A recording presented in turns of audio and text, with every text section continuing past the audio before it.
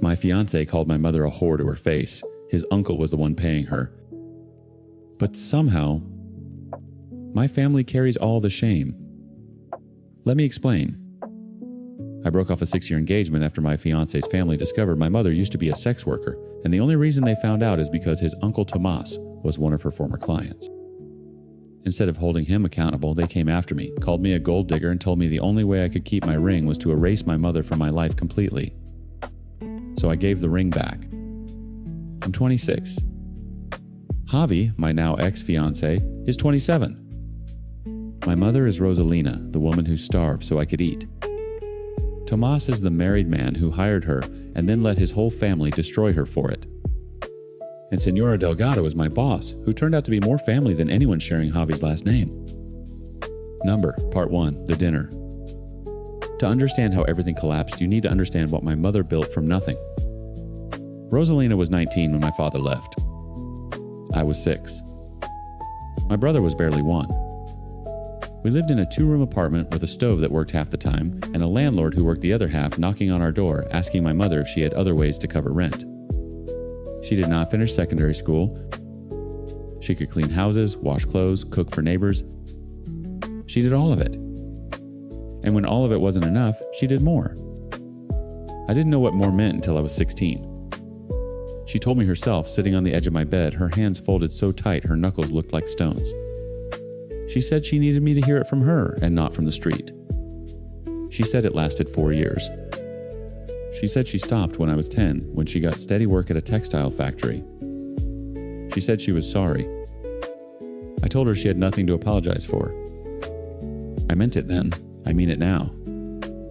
By the time I met Javi, I was 20. Working reception at Senora Delgado's logistics firm during the day, finishing my business degree at night. Javi was studying engineering. He was kind, patient, the kind of man who remembered what you said 3 conversations ago and brought it up like it mattered. We dated for 2 years before he proposed. I said yes before he finished the sentence. 6 years. 6 years of Sunday dinners with his parents at birthday parties and holiday toasts and his mother kissing my cheeks and calling me times Mija asterisk. 6 years of building a life that felt for the first time like something permanent. His family knew I came from poverty. They knew my mother raised us alone. They considered themselves generous for accepting that. What they didn't know, what Javi didn't know, was the specific shape of my mother's survival.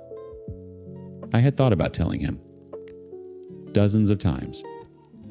But every time I rehearsed the words, I heard the silence that would follow, and I couldn't do it. That silence terrified me more than any secret. The dinner was Javi's idea. His uncle Tomas had just returned from working in Monterrey for years. You've never met him properly, Javi said. He's my favorite uncle. You'll love him. It was a Saturday. I wore the green dress Javi liked. My mother came because Javi's mother had specifically invited her.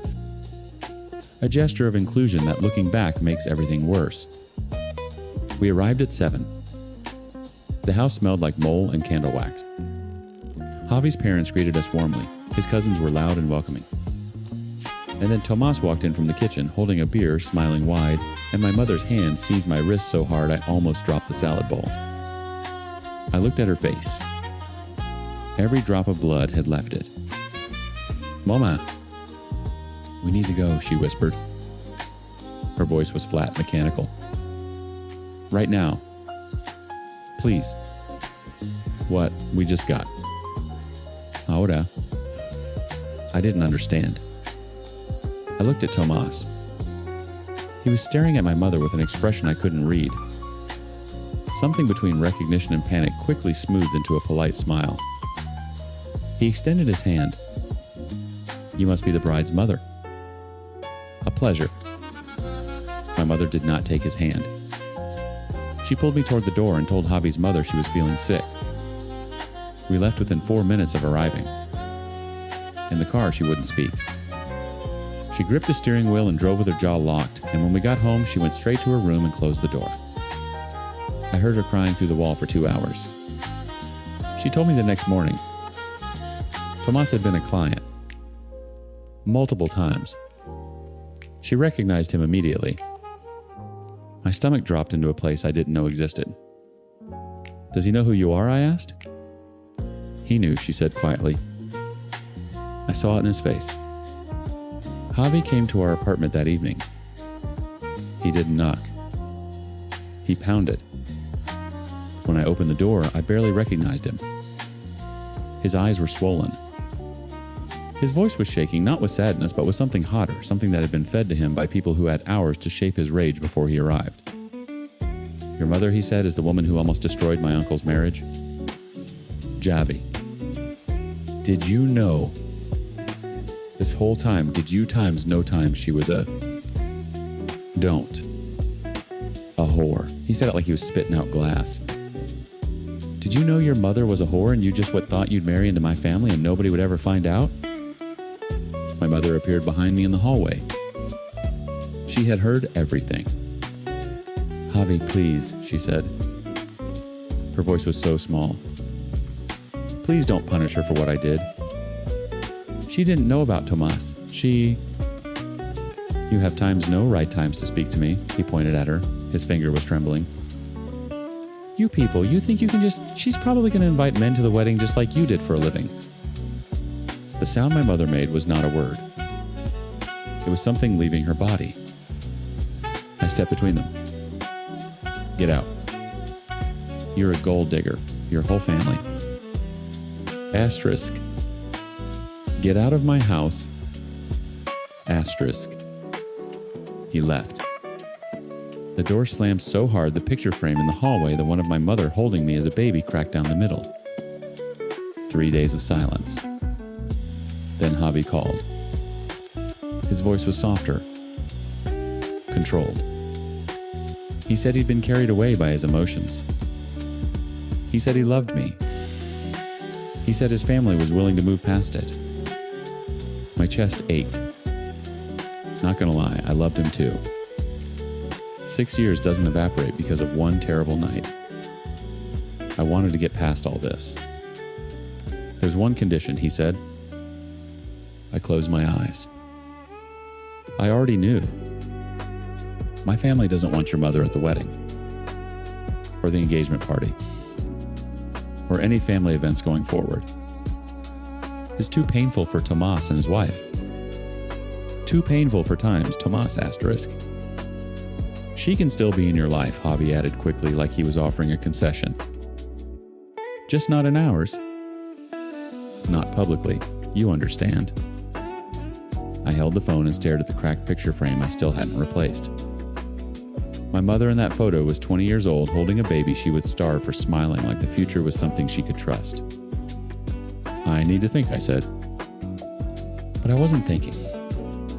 Something much quieter than thought was already moving through me, settling into my bones, rearranging everything I believed about what love was allowed to cost.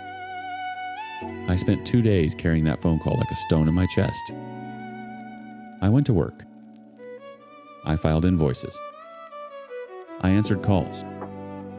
Senora Delgado asked me twice if I was okay, and twice I smiled and said yes, and twice she looked at me like she knew I was lying, but respected me enough not to push. At home, my mother moved through the apartment like a ghost, trying not to haunt anyone. She cooked dinner I didn't eat. She cleaned surfaces that were already clean. On the second night, she sat across from me at the kitchen table and said the thing I had been dreading more than Javi's ultimatum. Accept his terms. I looked up. If he loves you and you love him, accept it. Her voice was steady, but her hands were not. She was gripping a dishcloth like it was the only thing keeping her upright. I don't need to be at the wedding. I don't need to be at anything. You have worked too hard for this life, times Mija asterisk. Don't throw it away because of me.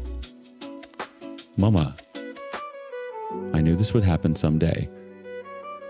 Her eyes were wet, but her jaw was set. I knew my past would come for you, and I told myself that when it did, I would step aside.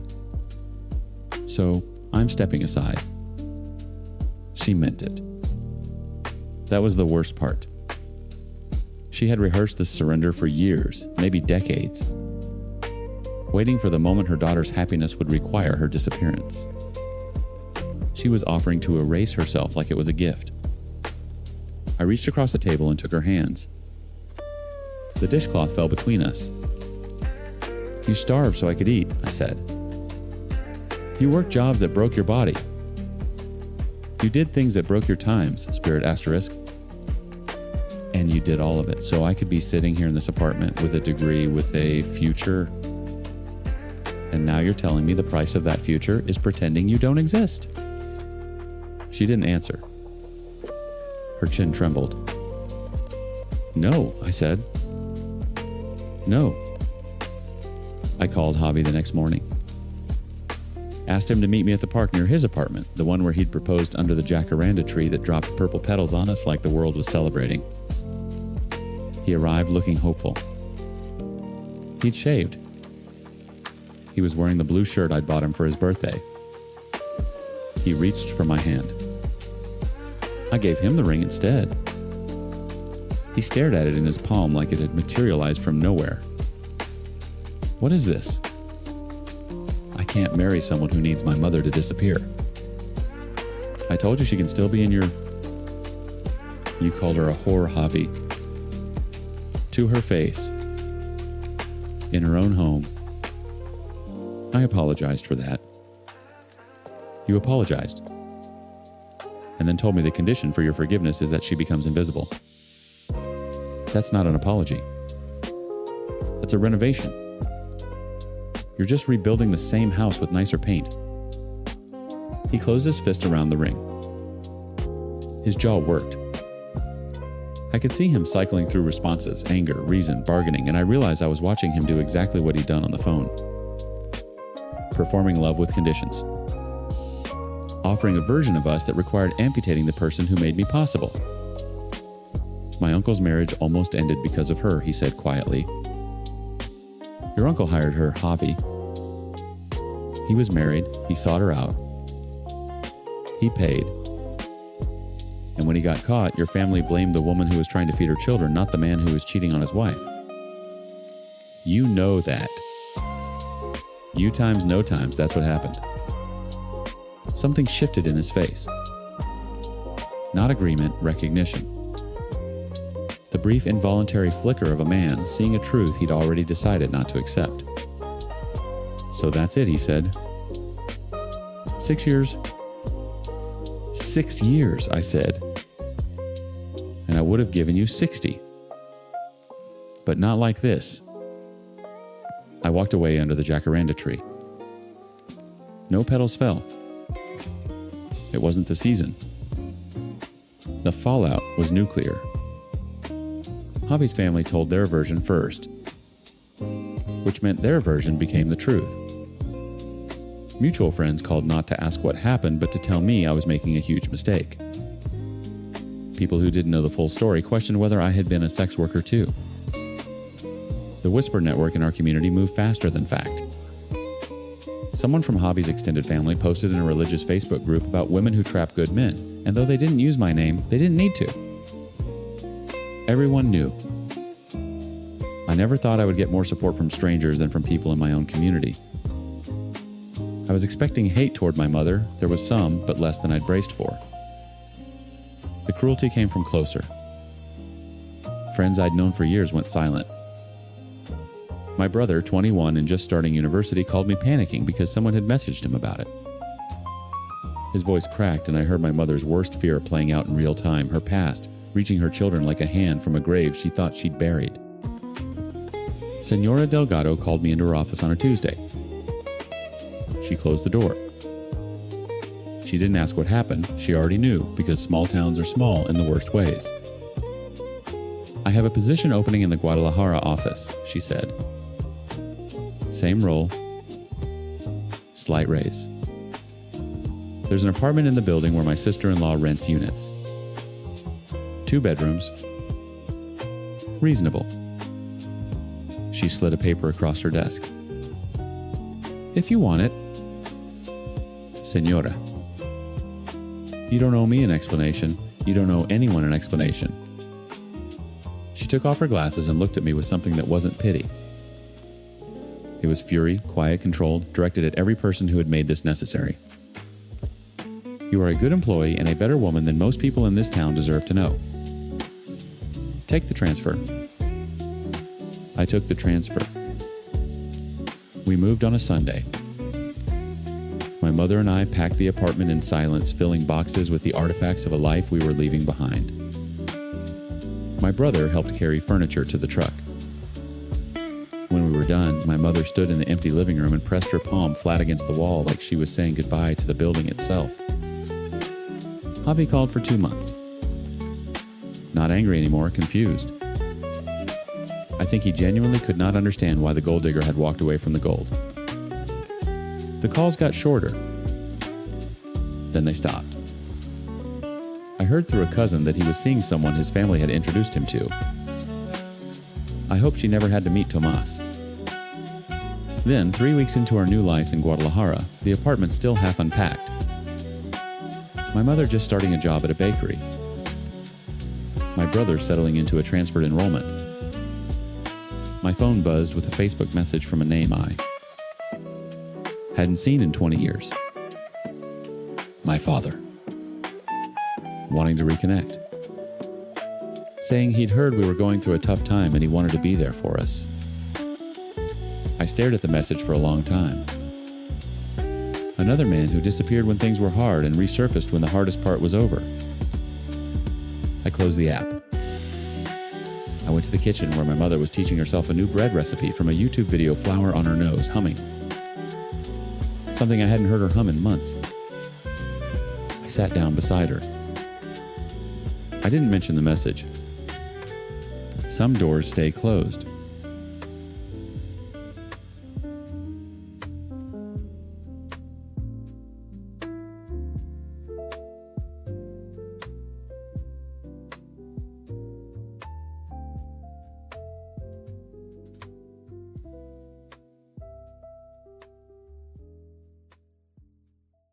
I spent 10 years fighting for a marriage that never actually existed. Let me explain what I mean by that. I married my wife thinking we were building something real. Turns out she never loved me, married me because her mother pressured her into it, and when I finally got vulnerable enough to share my deepest secrets, she used them as a permission slip to cheat. The kicker, when I finally stopped begging and started healing, suddenly she wanted me back. I'm 32 male. My wife is Renee, 31. Her mother, Lorraine, is a devout Jehovah's Witness, who basically orchestrated our entire marriage. There's a guy I never saw coming, who I'll get to later. And then there's Mia, the woman who finally showed me what it feels like when someone actually loves you back. But I need to start from the beginning, because this thing unraveled slowly. When I was 8 years old, someone I trusted did something to me that I didn't have words for until I was 30. I carried it like a stone in my chest, this dense hot thing I could feel pressing against my ribs. Every time someone got too close. Every time intimacy required me to be fully present. I never told anyone. Not my parents. Not my friends. Not Renee. Instead, I built a version of myself that looked functional. I was the guy who worked hard, who showed up, who said the right things. And when I met Renee at 21 through her family's congregation, Lorraine's congregation, I thought I'd found the person I could finally be safe with. We dated for a year. Lorraine loved me. I was a good brother, she said. Responsible. Spiritual. Marriage material. Renee and I had chemistry, sure, but looking back I realized Lorraine was the engine behind everything. She'd call Renee after our dates and ask pointed questions. She'd remind her that good witness women didn't date casually. She'd quote scripture about the virtue of marrying young. Renee was 20 when we got engaged. 21 at the altar. I thought she was happy. Her smile looked real. Her vows sounded real. The first few years felt real enough that I stopped questioning. But there was always this distance, a thin pane of glass between us that I could feel but never name. I'd reach for her hand and she'd let me hold it, but she never reached first. I'd plan date nights and she'd attend them pleasant and present, but never electric. I told myself that's just what long-term love looked like. Comfortable. steady. I told myself I was lucky. Here's the thing I hid from her. I used adult content. Not constantly, not compulsively, but regularly enough that it became a quiet habit I maintained behind closed doors. For a Jehovah's Witness marriage, this was nuclear. I knew that. So I lied about it. Small lies, casual deflections, a browser history wiped clean like it never happened. It wasn't the content itself that mattered, it was the lying. The pattern of concealment. I built a tiny room inside our marriage where I kept my shame and I locked the door. For 10 years, that door stayed shut. Then at 30, I started therapy. The childhood abuse came spilling out like water through a cracked dam, first a trickle during session 3, then a flood by session 7. My therapist helped me understand that the adult content used, the secrecy, the inability to be fully vulnerable with Renee, it was all connected. Survival mechanisms I'd built as a kid that had calcified into adult habits. She told me healing required honesty. Total honesty. With everyone. So one night, I sat Renee down at our kitchen table and I told her everything. The abuse, the content, the lies. I was shaking so hard the table vibrated. I couldn't look at her face, so I stared at her hands instead, watched her fingers go white around her coffee mug. When I finished, the silence lasted so long, I thought she'd left the room. Then she spoke. I almost didn't marry you. My head snapped up. I was still in love with my ex, she said. The week before the wedding, I told my mom I wanted to call it off. She said I'd be disgracing Jehovah. She said I'd made a commitment, and good Christian women don't run from commitments. Renee's voice was flat. Clinical. Like she was reading someone else's story. So I walked down the aisle, and I tried.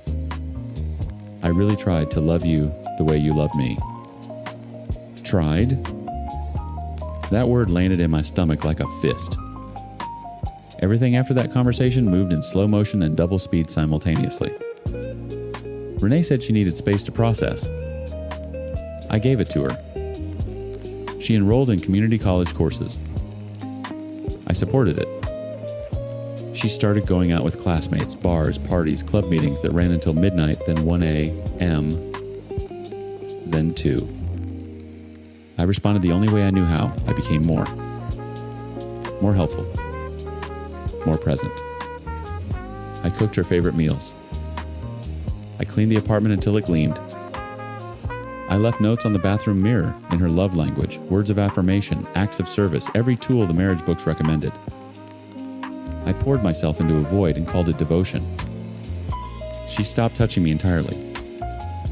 No hugs. No kisses. She'd angle her body away on the couch like proximity to me was a chore. I'd ask if she wanted to watch a movie together, and she'd say she had studying to do, then I'd hear her laughing on the phone in the bedroom with the door closed. 3 months into this, I asked her directly, "Do you still love me?" She was standing at the kitchen counter scrolling her phone. She didn't look up. "I don't think I was ever times and times love with you," she said. "I love you as a person, but I don't think I've ever been in love with you." My knees buckled. I actually grabbed the counter to stay upright. I begged her for couples therapy. I printed out lists of counselors, highlighted the ones with sliding scale fees offered to handle all the scheduling. She said she'd think about it. A week passed. 2. I asked again. "I don't think therapy can fix what was never there," she said. I stopped sleeping. I'd lie in bed next to her, this woman I'd given a decade to, and listen to her breathe and wonder how I'd loved someone so completely who had never once felt the same way back. The glass pane I'd always sensed between us finally had a name times she was never mine. Asterisk. Then I found the messages on her phone. And everything I thought I knew about how much this could hurt turned out to be a warm-up. The messages were from a number saved under a coworker's name, but coworkers don't text each other at 1:47 a.m. about how they can still feel each other's skin. I read them standing in the bathroom with the door locked, my thumb scrolling while my vision tunneled. Explicit. Tender. the kind of intimate shorthand that only develops over weeks, maybe months. She'd been telling him things about me, about my therapy, my childhood, my issues. He'd responded with the exact right amount of performative sympathy. Asterisk, you deserve someone whole times, he'd written. She'd sent back a heart emoji. I confronted her that night. Didn't yell. Couldn't. My voice came out in this strange, airless whisper like someone had punctured my lungs. Who is he? It's not what you... Renee. Who is he? She told me. A guy from one of her college clubs. She said it had only gotten physical once. The messages said otherwise. She cried. She said she'd stop. I washed her face and tried to find the woman I'd married and couldn't locate her anywhere. She stopped for 11 days. I counted them like a man counting steps across a frozen lake listening for cracks. On day 12, I saw his name light up her phone screen while she was in the shower. She changed his contact name but used the same heart emoji next to it. When I confronted her again, she turned it on me. Maybe if you'd been more affectionate after everything came out. I told you I was times sexually abused as a child, times Renee. And I needed time to process that, and instead of giving me space, you smothered me and I. You were already talking to him before I told you anything. She went quiet. The math didn't work, and she knew it. The timeline of those messages predated my confession by at least 3 weeks.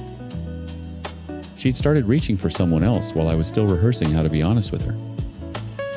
We separated under the same roof because neither of us could afford to leave. 6 months. 180-some days of passing each other in the hallway, like ghosts, occupying different dimensions of the same haunted house. She slept in the bedroom. I slept on the couch. She'd come home smelling like cologne that wasn't mine, and I'd lie there in the dark, cataloging the scent like evidence I'd never use. Darius. I never said his name out loud, but I learned it. He was in his 30s, recently divorced himself, and apparently ready to play house with someone else's wife. Renee started packing boxes. Casual at first, a few books, some clothes. Then the kitchen items she'd brought into the marriage. Then the photos off the walls, leaving pale rectangles on the paint like surgical scars. I'm getting my own place, she said. You're moving in with him. It's not a relationship. You're moving in with him, Renee. She didn't deny it a second time. During those 6 months, I came closer to not surviving than I'd been since childhood.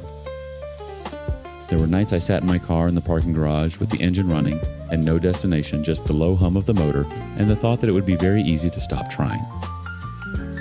My therapist adjusted my sessions to twice a week. She gave me a crisis number I kept in my wallet like a talisman. I used it once at 3 a.m. Sitting on the kitchen floor, unable to remember how to fill out the divorce paperwork I'd printed 6 times. The man who survived what happened at 8 years old almost didn't survive 32. But I did. Barely. Ugly. One breath at a time. Renee moved out on a Saturday. I didn't watch her load the truck. I sat in a coffee shop 3 blocks away and stared at a muffin I couldn't eat until my phone buzzed, times I left the keys on the counter. Asterisk. Over the next year, I rebuilt myself the way you rebuild a house after a flood, gutting everything down to the studs and deciding what's worth keeping. Therapy. Journaling. A gym membership I actually used. Slowly, carefully, I started to date a little and then found a great girl. Mia didn't fix me. She didn't need to. She just showed up consistently and spoke my love languages back to me like they were her native tongue. I was ultra transparent with my new girlfriend, told her everything, the abuse, the marriage, the wreckage. She held my hand through it and didn't flinch. Meanwhile, Renee dumped Darius within 3 months. Started her own therapy. Began recognizing the self-sabotage the way Lorraine's pressure had warped her into someone who made decisions out of fear and then punished everyone around her for the cage she'd built. She wanted to see me happy, but she was hurting. I had been talking about divorce for months and slowly worked on getting the papers filled out. I needed to take the final steps of filing, and I did it. I don't think Renee ever took me seriously, because now she was crying, wanting me back. Calling, texting. Showing up at my apartment with swollen eyes and apologies that sounded for the first time like they came from somewhere real. It's been so hard for me, because it actually seems remorseful, but it's too little too late. Some may think it's wrong or irrational, but I've held compassion for my ex. I know her problems and struggles, and just want to see her happy. I just couldn't get past her affair and how it hurt me so badly. When I look at her, all I see is him lurking around. I signed the papers on a Tuesday morning. Mia drove me. She waited in the car and didn't ask how it went. When I came out, just handed me a coffee and squeezed my knee. I'm rather proud of myself for being courageous enough to choose my own life. The 8-year-old boy who learned to be silent. The 21-year-old groom who mistook obligation for love. The 30-year-old man who cracked himself open hoping honesty would save his marriage. They all live in me. But they don't run me anymore. I do.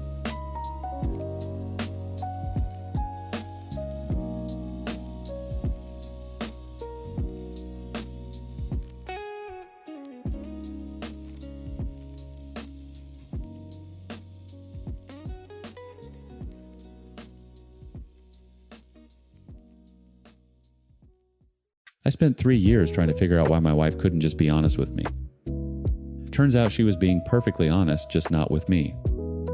She was being honest with my best friend in text messages where they planned exactly how to divorce me, split my assets, and marry each other once the check cleared. I blamed myself for every single lie she told, and she let me. So here's the situation. My wife quit her job and let me believe it was temporary. She started disappearing without explanation, lying about where she'd been, and picking fights over things that made no sense. What I didn't know was that every argument, every lie, every tearful deflection was part of a script she and my best friend had been writing together for months. I'm 35 male, and I was the kind of husband who would rearrange his entire life to make his wife comfortable. My wife is Caroline, 32. My best friend since childhood is Simon, 35. And the woman who accidentally blew the whole thing wide open is Sarah, Caroline's friend, who had no idea her name was being used as an alibi. Let me take you back to the beginning, because the beginning is where I lost myself. I grew up watching my father build something from nothing. He started a small logistics company in his 20s, ran it out of a rented office with one phone line, and turned it into a regional operation that employed over 200 people. He never talked about money. He talked about discipline, about showing up, about earning the right to sleep well at night. When I graduated college, I didn't walk into a corner office. He made me start in the warehouse. I loaded trucks for 8 months before he let me touch a spreadsheet. Simon's father was my dad's oldest friend.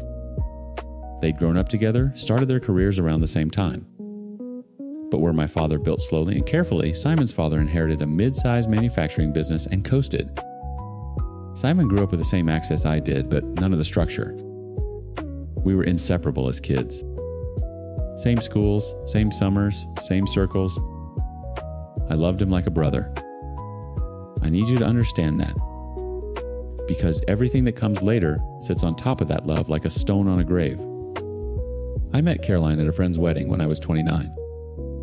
She was smart, warm, disarmingly funny. She worked in marketing for a mid-tier firm and seemed genuinely passionate about it. We dated for 2 years, married at 31. The first year was everything I'd hoped marriage would be. She was considerate, attentive. She'd leave notes in my lunch bag, she'd ask about my day, and actually listen. The shift happened around month 14. I was in the kitchen one evening grabbing water, and Caroline was on the phone with her mother in the living room. She didn't know I was within earshot. I heard her say clear as glass, "No, Mom, I'm done with that job. I'm not going back." Why would I? He makes more than enough. She'd told me she was taking a break. A few months to reset, maybe explore freelancing. I'd supported her completely. I'd told her to take all the time she needed. I stood in the kitchen with a glass in my hand and felt something cold settle in my chest. Not anger. Something worse. Confusion that had weight to it. I didn't confront her. I told myself the lie I'd keep telling myself for the next 2 years' time. She doesn't feel safe enough to be honest with me. I need to do better. Asterisk. I became obsessed with being the perfect safe space. I stopped asking about her job search. I increased her access to our accounts. I made sure she never had to ask for anything. I thought if I just removed every possible source of pressure, she'd eventually open up. She never did. She just got more comfortable. Then came the conversation about children. We were sitting on the couch a lazy Sunday, and I brought it up gently. I said I'd been thinking about it, that I felt ready, that I wanted to know where her head was. Caroline's face changed like someone had flipped a switch behind her eyes. Why are you pressuring me? I'm not pressuring you. I'm asking. Your time's always times doing this. You bring up these huge things like they're casual and then expect me to just... Caroline, I literally just... I don't want to talk about this. I can't believe you'd ambush me like this. She left the room. I sat there staring at the muted television, my hands open on my knees, trying to understand what had just happened. It was like watching someone detonate a building to avoid a conversation about the weather. The reaction was so wildly disproportionate that it left me dizzy. I replayed the exchange a dozen times. I couldn't find the grenade I'd supposedly thrown. That night, she acted like nothing happened. I let her. 3 weeks later, she disappeared. I came home from work at 6. The house was empty. No note. No text. I called her at 6:30. No answer. Called again at 7. Nothing. By 8, my hands were shaking. By 9, I was pacing the hallway, rehearsing what I'd say to the police. She walked in at 9:45 like she was returning from a coffee run. Were times you. Relax. I was at Sarah's. You were gone for hours. You didn't answer your phone. You didn't. My battery died. And honestly, I was still upset with you, so I didn't feel like talking. Caroline said that she had gone to visit her friend Sarah, as Sarah had invited her over. She didn't tell me because she was mad at me.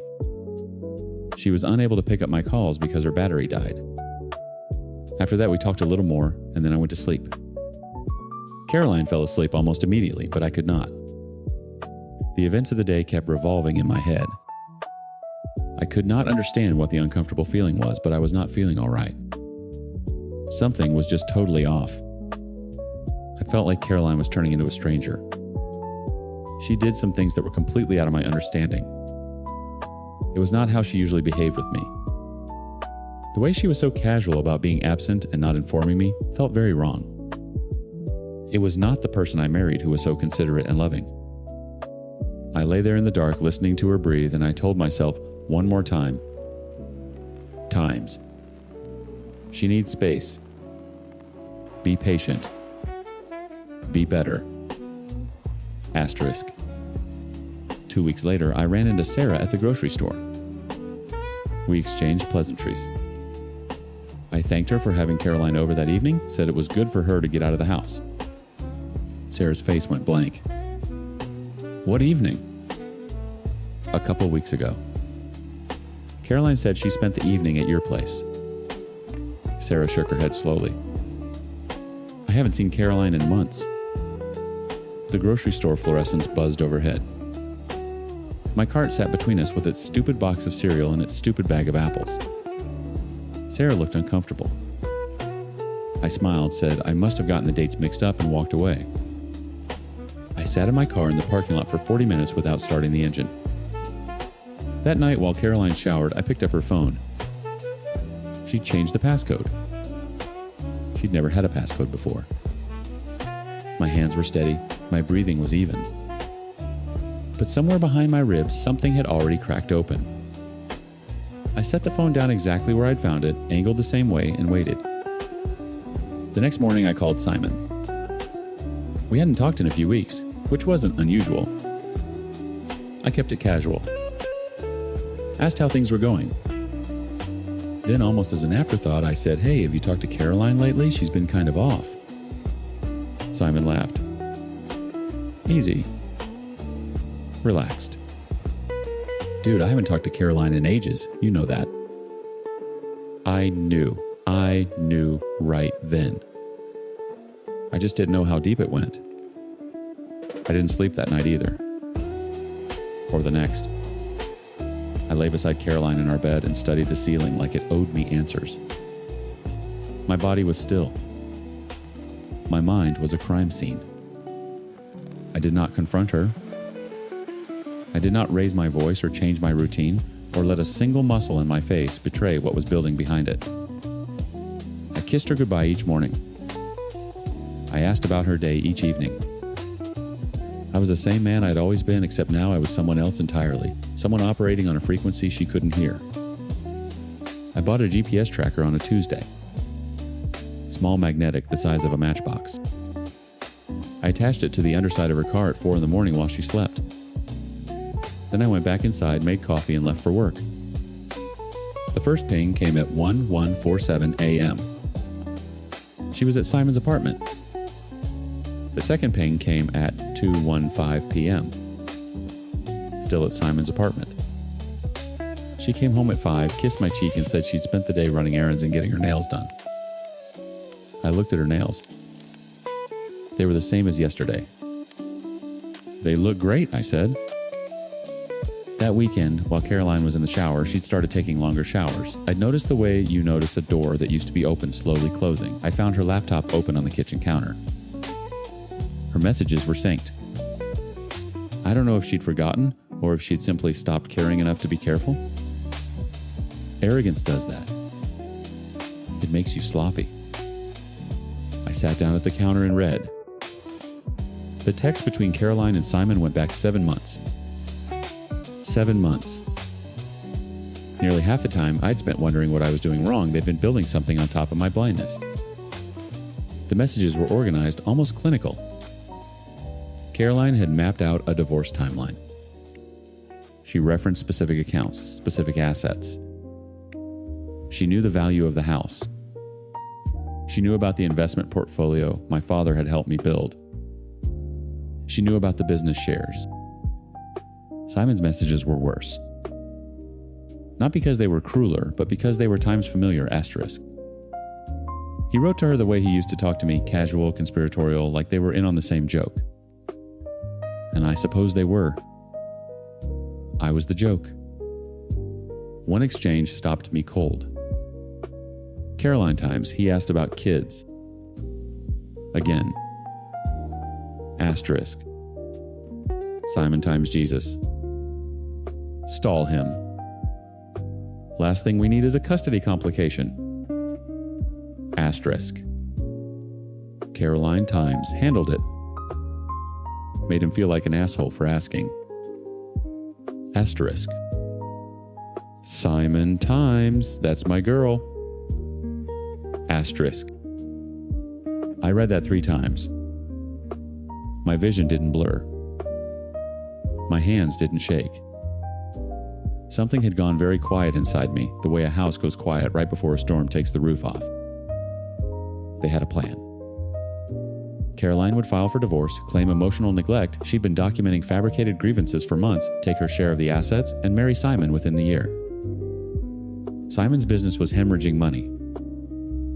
He needed the payout. She needed someone who'd let her live exactly the way she wanted.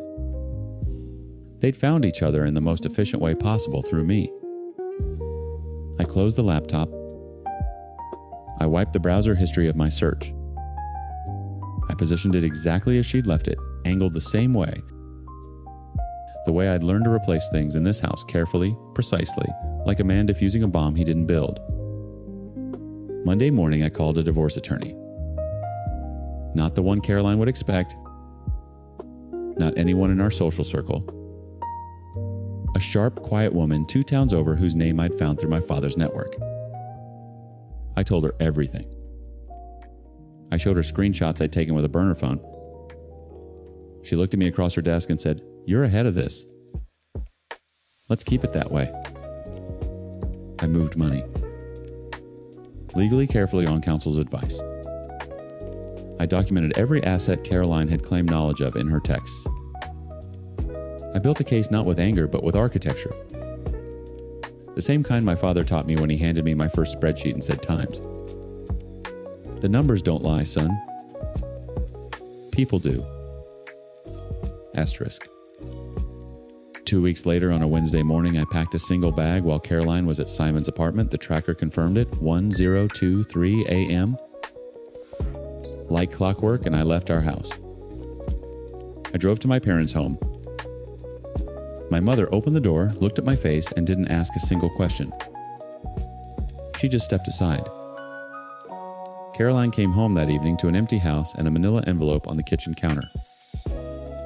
Divorce papers. Filed that morning. Her first text arrived at 6:47 p.m. Then another. Then another.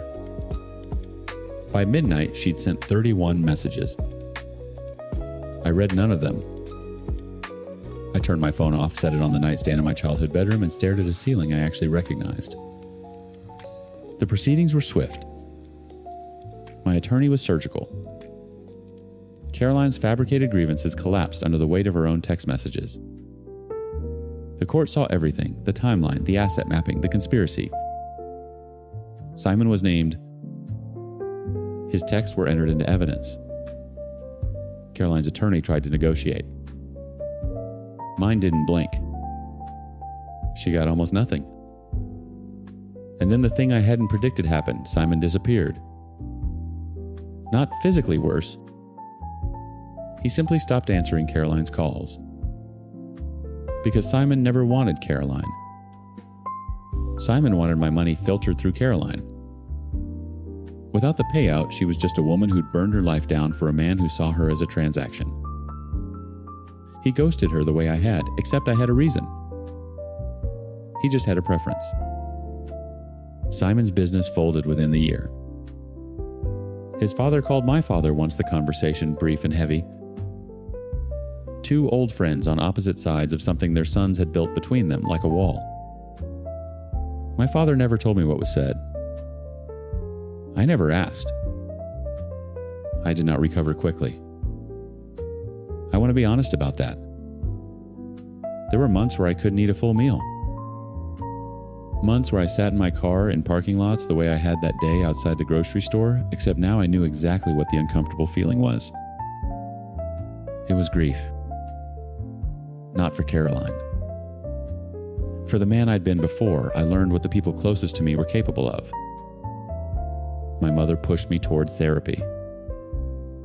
I resisted with the stubbornness of a man who thought surviving was the same as healing. She pushed harder. I went. It took a long time. Longer than I'll detail here. But I am writing this now, and I want you to notice something. I'm writing it effortlessly. Not because the story is easy, because I rebuilt the person telling it. Brick by brick, from a foundation that was always mine, the one my father laid when he made a kid load trucks before he'd let him touch a spreadsheet. The ceiling I stare at now is one I chose. The silence in my house is one I earned. And the man lying beneath it finally sleeps.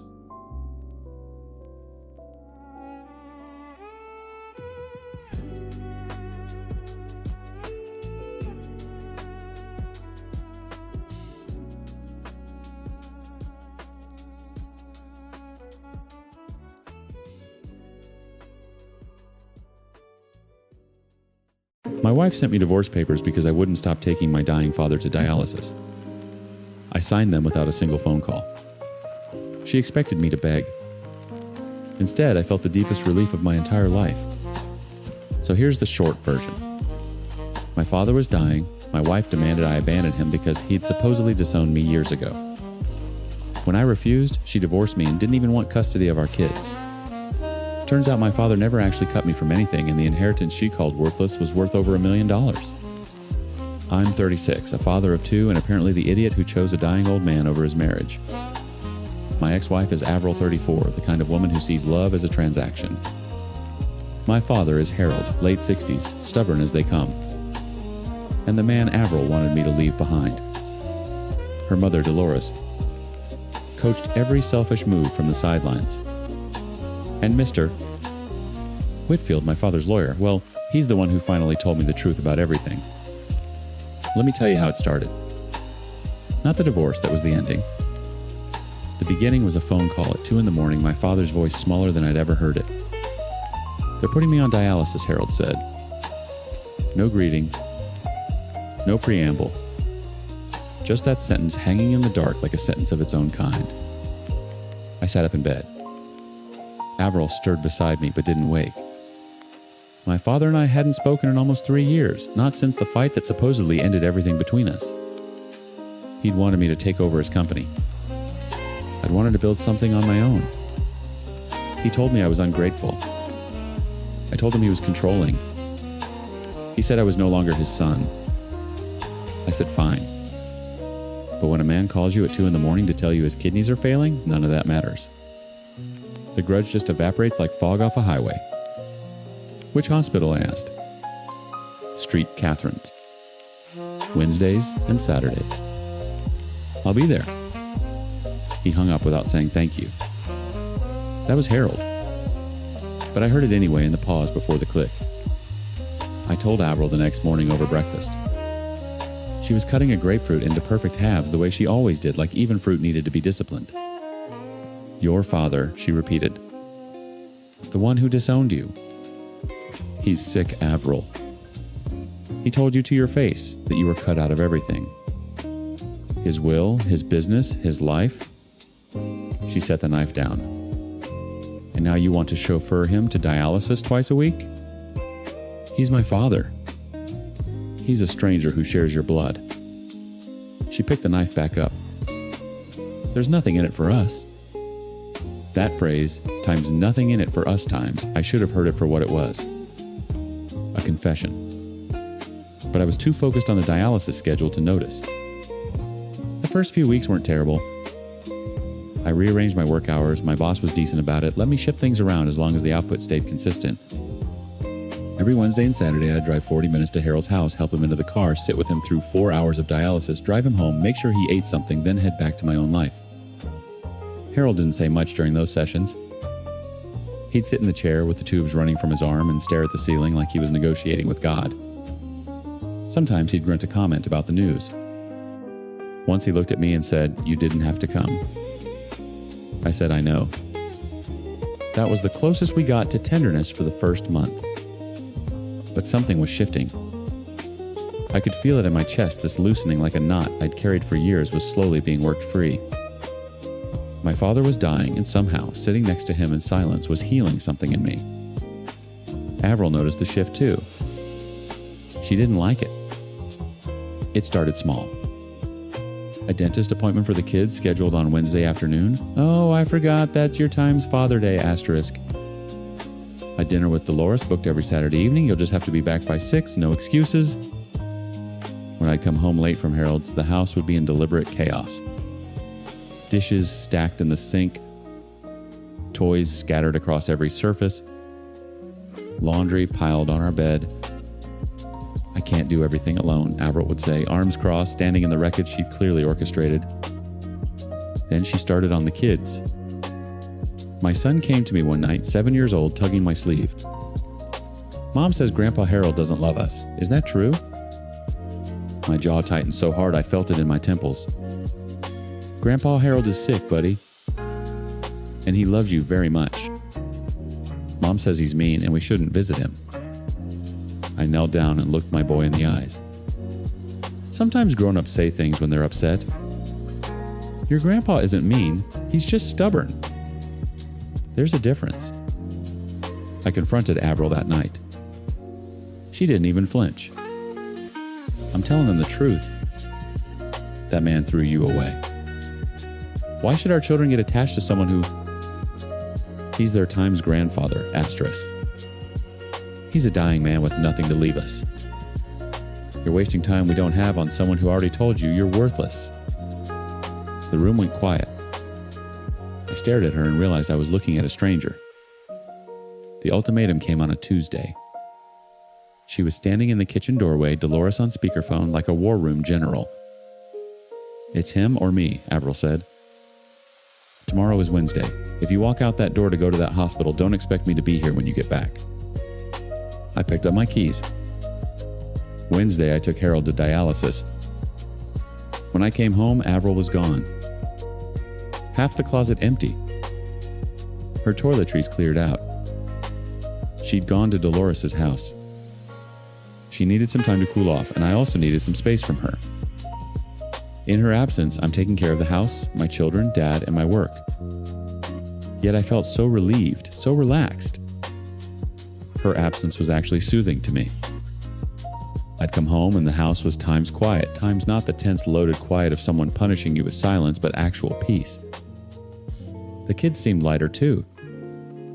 Fewer tantrums. More laughter. Then the day before yesterday, she sent me divorce papers. I was somewhat expecting it, but didn't anticipate it coming so soon. I was shocked, but deep down I was happy and relieved. I didn't call her. Just signed the papers and sent them back. Surprisingly, she didn't ask for custody of the children.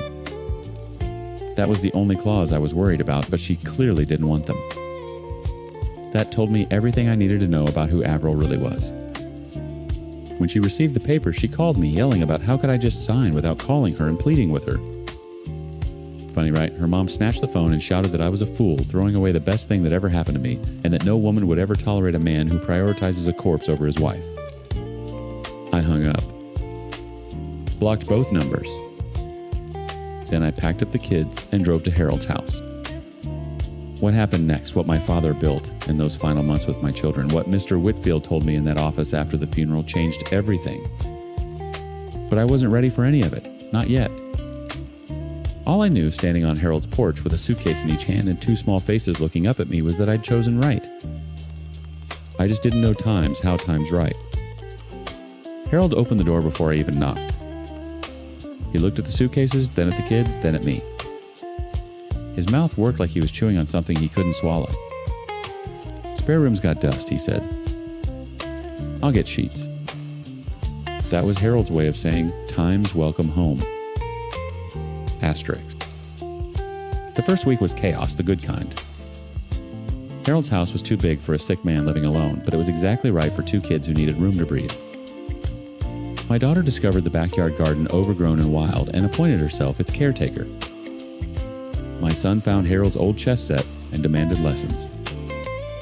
Harold, who could barely stand for 10 minutes without gripping a counter, somehow found the energy to sit at that board for an hour every evening, teaching a 7-year-old how to protect his king. I hired a part-time caregiver, a woman named Ruth, who had the quiet competence of someone who'd shepherded many men through their final chapters. She handled the mornings so I could work. I handled the evenings.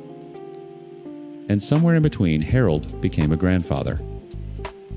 He'd never met the kids properly before. Avril had made sure of that. Every holiday, every birthday, there was always a reason they couldn't visit. Now there was nothing standing between them, and Harold poured into those children like a man trying to empty himself before the end. He told them stories about my mother who died when I was 12. He showed them photo albums I didn't know he'd kept. One night I walked past the living room and saw my daughter asleep on his lap. His hand resting on her head. His eyes closed, but his lips moving slightly like a prayer, or maybe just a conversation with someone I couldn't see. I stood in the hallway and pressed my palm against the wall because my knees weren't doing their job. The months folded into each other. Harold's condition didn't improve, we both knew it wouldn't, but it stabilized enough to give us time, real time. Not the frantic, guilt-soaked visits of before, but slow mornings and long afternoons. I stopped rushing. I stopped checking my phone for messages that weren't coming. I started times being there, times not just physically, but all the way. One evening after the kids were in bed, Harold and I sat on the back porch. He was wrapped in a blanket despite it being June. His hand shook when he lifted his tea. "You built something good," he said. your job, your life. Without my money? I had to. No. He set the cup down carefully. You times chose times 2. That's different. He looked at me, and for the first time in my life, I saw something in his eyes that wasn't judgment or expectation. It was respect. I was wrong to say what I said about disowning you. I was angry and proud. Bad combination. I know, Dad. I never changed it, he said. I didn't understand. Changed what? He waved his hand vaguely. Whitfield knows. When the time comes. I didn't press. He was tired, and I'd learned that the most important conversations with Harold happened in fragments, pieces you had to assemble later after he was gone. He died on a Thursday morning in September. Ruth found him. He looked peaceful, she said, like he'd simply decided he was finished. My daughter picked flowers from the garden and laid them on his nightstand. My son set up the chessboard on the kitchen table with the pieces in their starting positions, like Harold might come back to play. I didn't cry at the funeral. I cried 3 days later alone in his room, holding a flannel shirt that still smelled like him. Mr. Whitfield called me to his office the following week. He was a tall man with silver hair and the kind of handshake that communicated decades of loyalty. Your father gave me specific instructions, he said, sliding a folder across the desk. He wanted you to know he never changed the will. Not once. Not after the argument, not after the estrangement. You were always his sole heir. I stared at the documents. The house, the business, investment accounts I didn't know existed. The number at the bottom of the page had 7 figures. He told me he'd disowned me. Mr. Whitfield leaned back. Harold told a lot of people a lot of things. But he told times me times the truth. He paused. He said cutting you off was the worst bluff he ever made. And that you were the only person stubborn enough to call it and strong enough to walk away. He admired you for it every single day. My hands were shaking. I pressed them flat against the desk. He also said Mr. Whitfield continued with the faintest smile that if your ex-wife comes knocking, I should remind her that the divorce was finalized a full year before the inheritance. And that voluntary surrender of custody is very difficult to reverse. I almost laughed. Harold, even dead, was still 3 moves ahead. Averill showed up 26 days later. I know because I counted. She brought Dolores. They wore black like they'd just come from a funeral they never attended. Averill's eyes were red, not from crying, from rehearsal. I made a mistake, she said at the door. I was scared and confused, and You didn't ask for custody of your children, Averill. She blinked. Recalibrated. I knew they were safe with you. I was, times selfless, times enough to... You called my dying father a corpse. Dolores stepped forward. Now listen here. She's still the mother of... She surrendered that claim in writing. Mr. Whitfield has the file. Averill's mask cracked. The tears dried up like they'd been turned off at a faucet. I'm entitled to half of that estate. We were married times when we were divorced. A year before. You made sure of it. She stared at me, and I saw it, the calculation behind her eyes, the spreadsheet running the columns, not adding up. She opened her mouth. Closed it. Opened it again. You planned this, she whispered. No, Averill. I just loved my father. That's the part you could never account for. I closed the door. Next month, I'm taking the kids to the Bahamas. My daughter wants to see the ocean. My son wants to build a sandcastle as big as Grandpa's house. I told him we'd try. I took over Harold's company last week. Sat in his chair. Found a photo in the top drawer, me at 16 holding a trophy from a science fair he never mentioned attending. He was in the background of the shot, barely visible, standing behind the bleachers. Watching. Always watching. I set the photo on the desk where I could see it and got to work.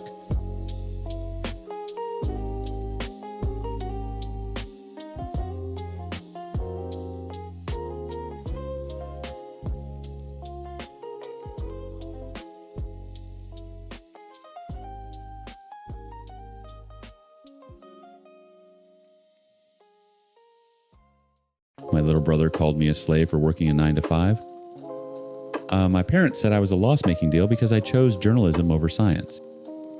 So when his entire tech empire came crashing down in a single morning, I just sipped my coffee and watched. Okay, so here's the deal. My younger brother built this flashy tech company that made him rich practically overnight, and my whole family worshipped the ground he walked on while treating me like the family disappointment. What none of them knew was that my boring loser journalism job would hand me the exact assignment that would unravel everything he'd built, and I didn't even have to break a sweat doing it. Let me introduce everyone. I'm 25 female newspaper researcher. My brother is Jay, 22, self-proclaimed tech genius. My dad, Richard, and my mom, Sunita, are both science professors who basically turned parenting into a performance review. And then there's Margaret, my senior editor, who unknowingly changed everything with one routine assignment. Growing up in the household of two science professors sounds impressive, until you realize that every dinner conversation was a peer review and every report card was a grant application. Richard and Sunita didn't ask how your day was. They asked what you'd accomplished. I was a good student. Not extraordinary. Not the kind of kid who made professors gasp. I read constantly, wrote obsessively, and had this quiet, stubborn love for stories for pulling threads until the whole fabric came undone. When I told my parents I wanted to study journalism, my mother's face did this thing where it went completely still, like I'd announced a terminal diagnosis. Journalism, Richard, repeated the word flattening in his mouth. You want to write Times articles, asterisk. I was 18. I remember my hands shaking under the table. Jay was 15 then, already coding apps in his bedroom, already being paraded around at faculty dinners like a show pony. My son Richard would say, hand on Jay's shoulder, chest expanding. He's going to change the world. Then he'd glance at me and the silence said everything. The favoritism wasn't subtle. It was architectural. Jay got a new laptop every year. I got lectures about ROI on my tuition. Jay's achievements were framed and mounted in the hallway. My first published article, a real actual byline in a real actual newspaper, sat on the kitchen counter for 2 days before Sunita used it as a coaster for her chai. I moved out at 22. Got a researcher position at a mid-sized newspaper. The pay was modest, the hours were long, and the work was meticulous. Cross-referencing databases, verifying sources, building the scaffolding that held investigative pieces together. I loved it the way you love something that loves you back quietly. Jay, meanwhile, exploded. At 20, he launched a tech company. At 21, he had an office with exposed brick and a cappuccino machine that cost more than my car. He posted Instagram stories from rooftop bars, leased a BMW, moved into a sleek downtown apartment with his business partner. The details were always vague: tech solutions, digital infrastructure, disrupting legacy systems, but the money was loud and specific. My parents lost their minds with pride. Jay closed another round of funding, Sunita would tell me on our bi-weekly calls, her voice humming. 300,000. Can you imagine? I could imagine. I just couldn't verify. The comments started small. Jay calling 9-to-5 workers wage slaves at Thanksgiving. Richard nodding along like it was philosophy. Then, they got sharper. Jay started texting me directly screenshots of his bank balance with laughing emojis, links to articles about dying newspapers with captions like "Times your industry, LOL, asterisk." I stopped responding. He escalated. Then came the ambush. It was a Tuesday. I'd just gotten home from a 12-hour shift, my eyes burning from screen fatigue when I heard knocking. Not polite knocking. The kind that says, "Times we've been discussing you in the car." Asterisk. Richard and Sunita stood in my doorway. My mother was holding a Tupperware of Dal, which was her way of disguising an intervention as care. "We need to talk about your future," Richard said, walking past me without being invited in. They sat on my couch times my times couch and times my times apartment that times I times paid for, and told me I needed to quit my job. "Just call Jay," Sunita said, her hands clasped like she was praying. "He's hiring. He'll find something for you." Something times real asterisks. My throat closed. "My job is real." "Sweetheart, you're 25, and you make less than his intern." She said it gently, which made it worse. Richard pulled out his phone. "I'll call him now. We'll sort this out." "Dad, I don't want..." He was already dialing. Speakerphone. Jay's voice filled my living room, bright and careless. "What's up?" "Jay Beta, your sister needs guidance. We think she should come work with..." Jay laughed. Not a chuckle. A full theatrical laugh. "Work with times, me times, doing what she can't code. She can't sell. She writes little articles nobody reads." My fingernails dug into my palm so hard I felt skin break. "Jay," I started. "Sis, no offense, but you're a loser. I'm not running a charity." I looked at my parents. Waiting. Waiting for the correction, the pushback, the basic parental reflex of times don't talk to your sister like that. Asterisk. Richard cleared his throat. "He has a point. You're a loss-making deal right now. We invested in your education, and..." I stopped hearing words. Just sounds. My mother nodding. My father's mouth moving. Jay's tinny voice still going on, the speakers, something about hustle and mindset. They left an hour later. The doll sat untouched on my counter. I sat on the kitchen floor for a long time. 3 weeks later, Margaret dropped a folder on my desk. New assignment. I'm covering a piece on the growing fraudulent tech companies in the US. Their operating models, how they scale, how they collapse. I need you to build me the research backbone. She gave me a brief rundown. There are many ways these fraudulent companies operate. The easiest fraud is calling customers, posing as bank officials, extracting credit card details, CVV numbers, draining accounts dry. Then there's the antivirus scam someone calls. Posing as a software executive gains trust by pointing out simple issues like internet lag or storage problems. Creates urgency about malicious attacks. Then installs remote access. Tools.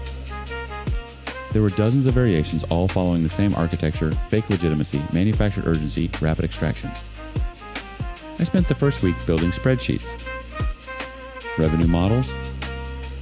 Growth patterns. Red flags. And then my hands went still on the keyboard. The growth trajectory I was mapping, the impossible client acquisition rates, the shell company registrations, the offshore payment routing. I'd seen this exact pattern before on Jay's Instagram stories. In his vague explanations, in the numbers that never quite added up. I pulled up his company's public filings. My pulse was hammering so loud I could hear it in my teeth. Every single data point matched. I didn't sleep that night. Or the next.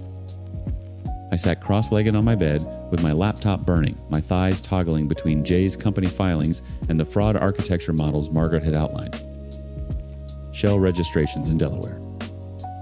Payment routing through 2 intermediary LLCs before hitting an offshore account. Client acquisition numbers that would require a sales team of 200 run by a company with 11 listed employees. Jay had 11 listed employees. My journalist brain did what it was trained to do. It pulled the thread. I spent 2 weeks verifying. Quietly, methodically. The way you build scaffolding, one cross-reference at a time. I matched his company's registered addresses to known fraud operation hubs. I traced his clients through public records and found hollow entities, paper companies with no employees, no offices, no product. I found call center contracts buried in procurement databases. I found the antivirus scam playbook. The exact one Margaret had described. Someone calling, posing as a software executive. Gaining trust through simple computer complaints. Creating urgency about malicious attacks embedded in training, documents uploaded to a cloud server his company had failed to make. Private. Jay's exposed brick office wasn't disrupting legacy systems. It was running a fraud farm. And the BMW, the rooftop bars, the $300,000 in funding that made my mother's voice hum with pride, all of it was stolen. Drained from bank accounts of people who picked up the phone and trusted the voice on the other end. I sat with this for 3 days. My hand shook every time I opened the folder. Not from fear, from something worse. The gravitational pull of what I was about to do and the absolute certainty that I was going to do it. I couldn't confront him. Jay was smart enough to have exit routes. I'd found flight itineraries in the cloud server, open-ended tickets to Dubai purchased 6 months ago. He and his business partner had a contingency. The moment anyone got close, they'd vanish. So I didn't get close. I got surgical. I called Sunita on a Saturday morning, my voice light and steady. I've been thinking about what you and Dad said. You're right. I need to try harder with Jay. I want to throw him a surprise birthday party at his apartment. Something small. Just family. The silence on the other end was so shocked it was almost funny. Really, Sunita whispered. Really. I'll handle everything. Jay's birthday was 11 days away. I used every one of them. I visited his apartment 3 days before the party, under the pretense of decorating. Jay wasn't home. His business partner let me in, barely looking up from his phone. I moved through the apartment with streamers and balloons, and while I taped gold foil letters to the living room wall, I placed 2 recording devices. One behind the mounted TV, one inside the decorative bowl on the kitchen island.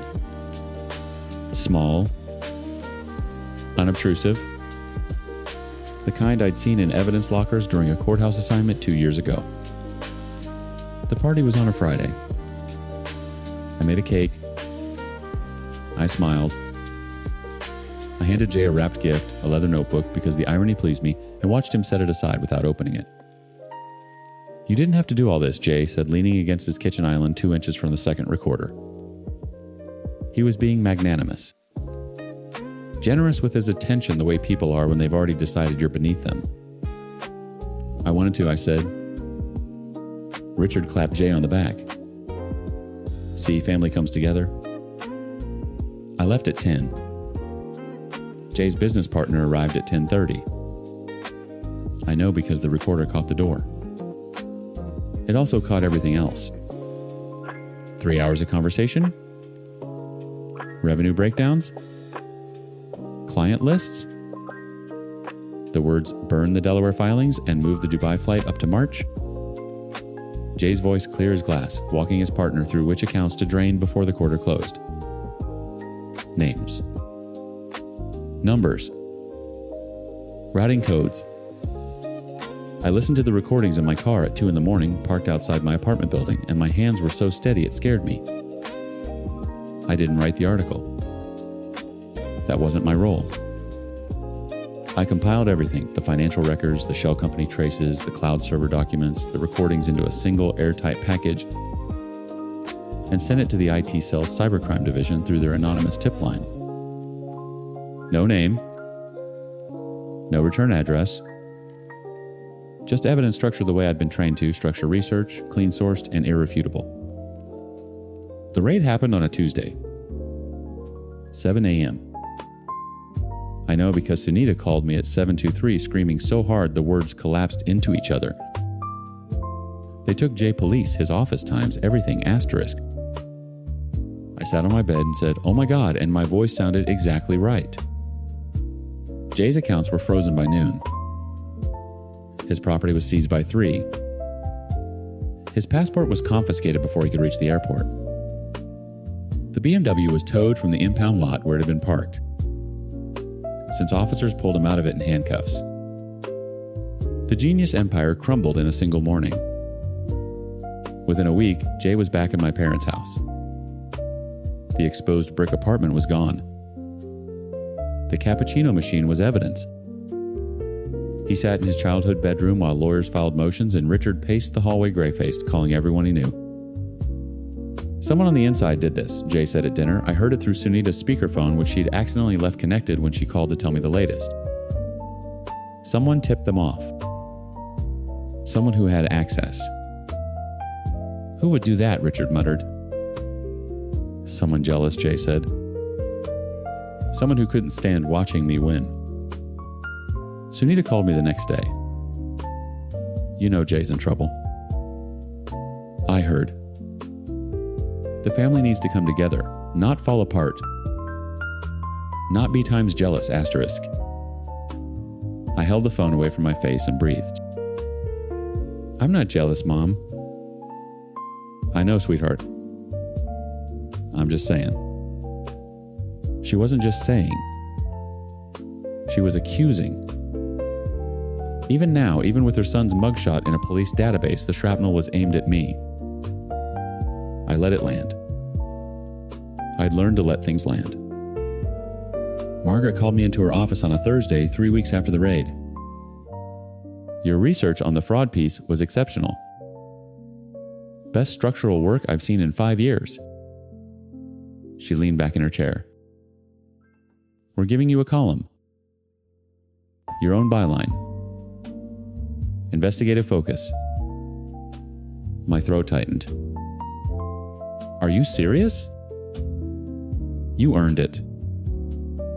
Every cross-reference, every source chain, that's not researcher work anymore. That's journalist work." I walked out of her office and stood in the hallway for a full minute, my back against the wall, my eyes burning. That evening, I drove past my parents' house. Jay's BMW was gone, obviously. Richard's car sat in the driveway next to Sunita's. The hallway light was on the one that illuminated Jay's framed achievements. I kept driving. My phone buzzed. A text from a cousin I hadn't heard from in 2 years. "Times heard about your new column. Always knew you'd make it." Asterisk. I almost laughed. The loser hadn't needed to code a single line. Hadn't needed to hustle or disrupt or scale. She just needed to do her job, slowly, carefully. The way you pull a thread until the whole fabric comes undone. And it did.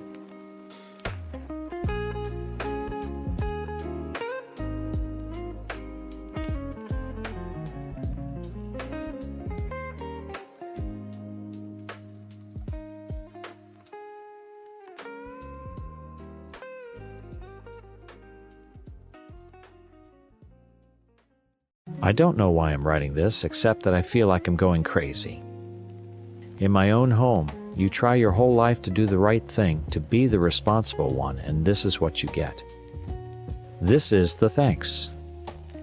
For 25 years, I have been the heart of this house. My older brother, he's the man of the house, sure, but what does that even mean? It's me who makes sure things run. It's me who takes care of our mother, my mother who is old and needs constant attention. It's me who raises my 2 children, who makes sure my husband has a clean shirt for work. I manage Mama's small government stipend, and let me tell you, stretching that money to cover her medicine and her special foods and everything else is a full-time job. It's a thankless, invisible job, and I do it every single day. Then my niece came back. We took her in, of course. She was 19 pregnant, and the father was nowhere to be found. She made a terrible mistake, and family is family. So we took her and her little girl in. We gave them a room, a roof, food. We gave them a safe place when she had brought shame on us. For a few years it was fine. She was quiet, grateful. She knew her place. But then she got this job. Some fancy office thing with a good salary. And everything changed. Slowly at first, then all at once. Suddenly she wasn't the grateful little girl anymore. She was the one with the money, and she started acting like she owned the place. It started with the electricity bill. One day she just announced, "Don't worry about the electric anymore, Auntie, I've got it." It wasn't a question, it wasn't an offer. It was a declaration. It sounds nice, doesn't it? A big help. But it wasn't. It was a power move. Now every time I flip a light switch, I feel it. That little string she has attached to me, to all of us. It's not help, it's a leash. She pays the water bill sometimes too, whenever she feels like reminding us that she's the one keeping the taps on. Then she started with my children. She began giving them a weekly allowance. Behind my back at first. I only found out when my son came home with a new toy I knew we couldn't afford. When I asked him where he got the money, he said, "Cousin gave it to me." She gives my children money, my children, as if I'm not their mother, as if I can't provide for them. She's teaching them that she's the one to go to for things, not me. She's buying their affection and making me look like the mean mother who always says no because I have to budget and she doesn't. She is undermining me in my own home. Every day feels like a performance. She comes home from her important job dressed in her nice clothes and looks at us. She never says it, but I can see it in her eyes. The judgment. She looks at me managing the household chores. She looks at her uncle, my husband, tired after a long day of physical work, and I know what she's thinking. She thinks we're failures. She thinks we're stuck. Her success isn't a good thing for the family. It's a weapon she uses to make us feel small. It's a constant, silent reminder of everything we don't have. My home used to be my sanctuary, and now it feels like a prison where I'm being judged by my own blood. Yesterday it all blew up. It was the final straw. She came home from work and stormed into the kitchen where I was preparing dinner for everyone. She didn't say hello. She didn't ask about my day. She just stood there with her hands on her hips and said, "Why didn't you buy any fruit for Grandma?" Just like that. An accusation. In front of my kids, in front of my brother, she had the nerve to confront me, her elder, the woman who has been caring for our mother long before she was even born, about not buying fruit. As if I don't know what my own mother needs. As if I don't spend every waking hour thinking about her comfort. The stipend had to go to her prescription refill this week, something Her Highness wouldn't understand. Fruit was a luxury we couldn't afford right now. But trying to explain that to her is pointless. To her, it's not about money, it's about control. It's about her proving she knows better. I saw red. The disrespect, it was just breathtaking. My husband saw it. My brother saw it. They stood up for me. She needed to be put back in her place. She needed a dose of reality. For all her money and her fancy job, she needed to be reminded of who she is. She's the girl who got pregnant at 19 and came crawling back to us with nothing. So we told her. We reminded her. It was harsh maybe, but it was the truth. You can't just walk all over your family and expect them not to push back. She acts so high and mighty, but she's only living here because we took her in when she had no one else. And that's when the mask finally dropped. All that quiet, humble act she'd been playing for years just vanished, and the real her, the monster she'd been hiding, came out. "You think I need you?" she screamed. Her face was ugly with rage. "I pay for everything. I can walk out of here tomorrow and be fine. Can you say the same? Can any of you say the same?" She threw her money right in our faces.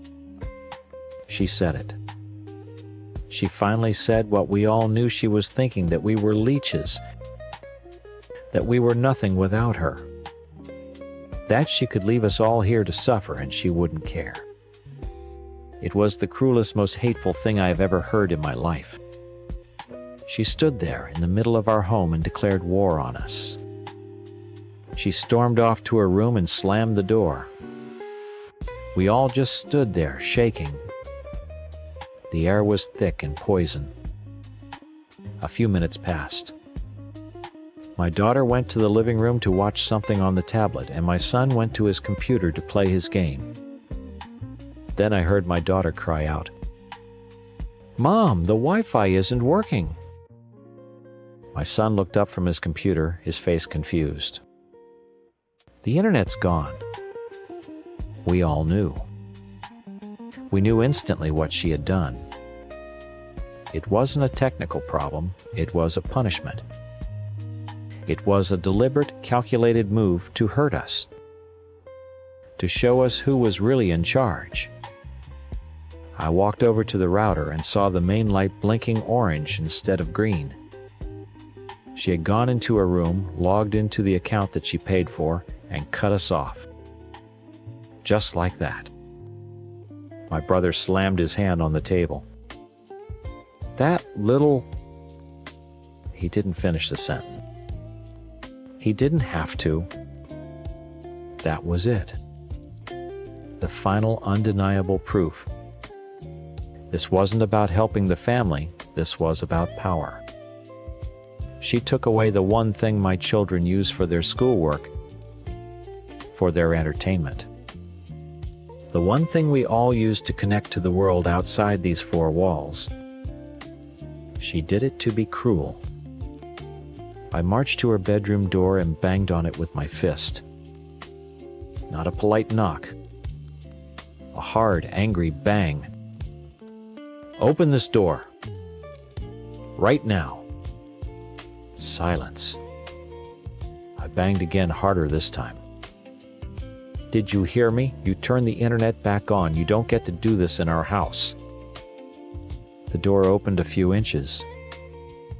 She stood there, not even looking scared. She looked calm. It made me even angrier. She wasn't yelling or crying.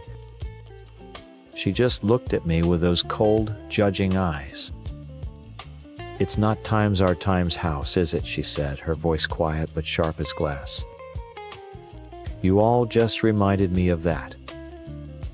And it's not times our times internet. It's my internet. I pay the bill. I decide who uses it." My husband came up behind me. "Don't you talk to your aunt like that," he growled. "You live under our roof." She actually laughed. A short, bitter sound with no happiness in it. "Under times, your time's roof, I pay the electricity that keeps the lights on over this roof.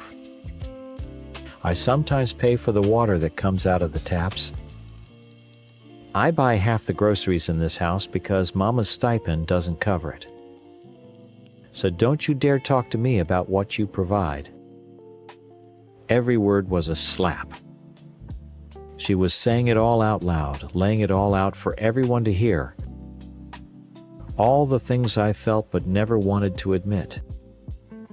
She was turning her help into a list of our failures, reading them out loud right there in the hallway.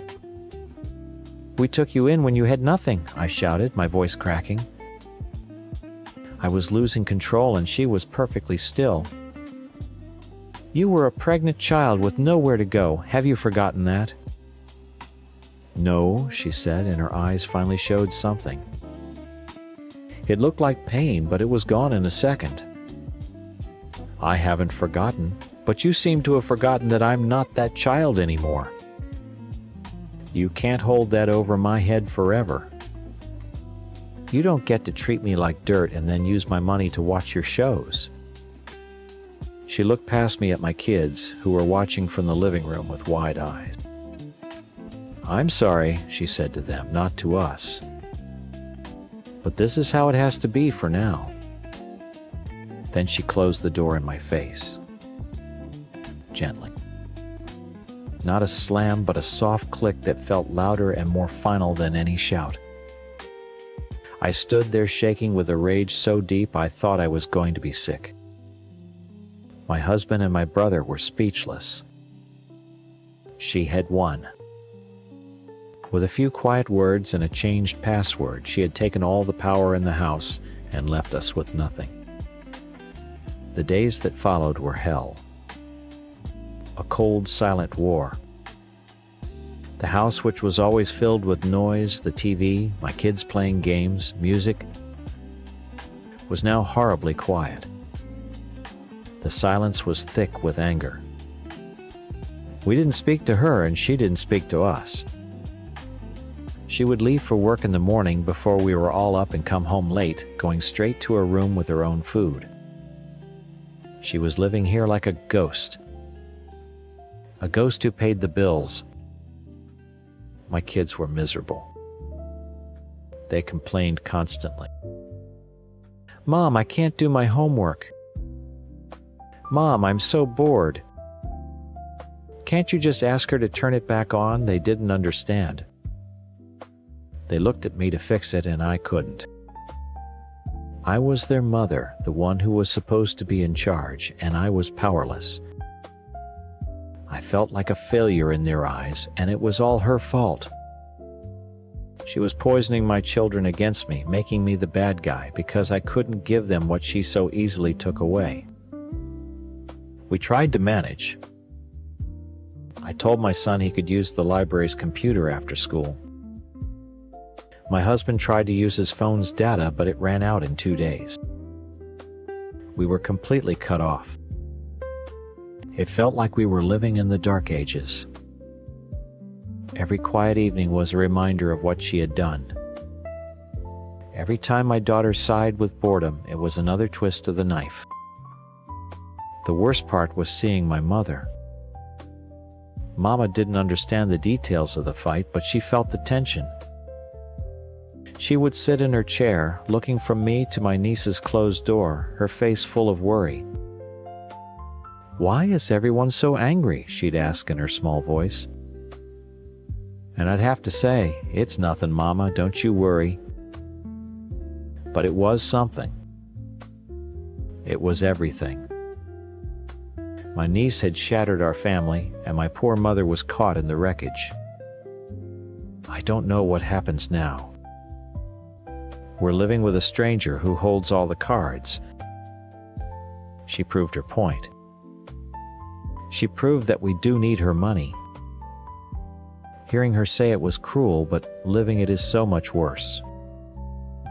She looks at us now on the rare occasions we cross paths in the kitchen, and there's no emotion on her face. It's like she's already moved out in her mind, and she's just waiting for her body to follow. She's not our family anymore.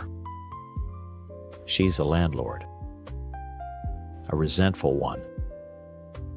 And we are her tenants trapped in a home that doesn't feel like ours. She thinks she's the victim in all this. I know she does. But she's the one who held a knife to the heart of this family and twisted it. She declared war, and I don't see how any of us can win. I need to tell my side of the story because what they did to us wasn't just unfair, it was cruel. My husband and I aren't troublemakers. We're the kind of people who follow the rules. We pay our bills on time, we're quiet, and we expect the same from others. That's why we chose this apartment building. It wasn't cheap, not by a long shot. We paid for the amenities, sure, but mostly we paid for the promise of a certain kind of life. A peaceful one. Secure. We were paying for a community where people understood basic respect. For the first year, it was exactly that. It was perfect. Then the new neighbors moved in upstairs. The first thing I noticed was the smell. It would hit me the second I walked in the door after work. A heavy, greasy odor that I couldn't even name. It wasn't the smell of someone cooking dinner. It was constant, seeping through the vents and clinging to our furniture. Sometimes I'd wake up in the middle of the night and the smell would be so strong it made me feel sick. It was in our clothes, in our hair. It was an invasion. Then the noise started. It wasn't the occasional dropped object or the sound of a TV. It was a rhythmic, deliberate stomping, like someone was wearing heavy boots and just pacing back and forth for hours on end. At first, we tried to be patient. We'd wait it out, hoping it would stop. But it never did. It would go on late into the night, right above our bedroom. So we did what you're supposed to do. We called security. The first few times a young guy would come up, he'd stand outside their door for maybe 30 seconds, then come down and tell us he couldn't hear anything. He'd write in his little notebook, "No noise detected," and leave. It was infuriating. They made us feel like we were crazy, like we were imagining it. But the moment his car left the parking lot, the stomping would start again. It got worse. They had a dog and they let it use their balcony as a toilet. We started seeing yellow streaks running down the edge of their concrete slab, dripping onto the railing of our own balcony. It was disgusting. We couldn't even sit outside and enjoy a cup of coffee. We took pictures. We called security again. They sent someone up who looked at it, shrugged, and said there was no evidence of an animal. I showed him the picture on my phone, and he just said he couldn't do anything without seeing it happen. Every time we complained, we were met with that same tired, indifferent attitude. It became obvious that security didn't care about solving the problem. They just wanted us to stop calling. We were the inconvenience, not the constant noise or the disgusting smells. We were the ones creating paperwork. We were paying thousands of dollars a month to live in a place where our right to a quiet home meant absolutely nothing. We felt completely helpless. You can only be pushed so far. You can only be ignored and dismissed for so long before you start to feel like you're being targeted. We knew they weren't finding any evidence because they weren't even looking for it. They'd show up, do the bare minimum, and file a report that made us look like liars. So my husband and I decided if they wanted a paper trail, we would give them one. We had to build a case so big, so detailed, that even the laziest security guard couldn't ignore it.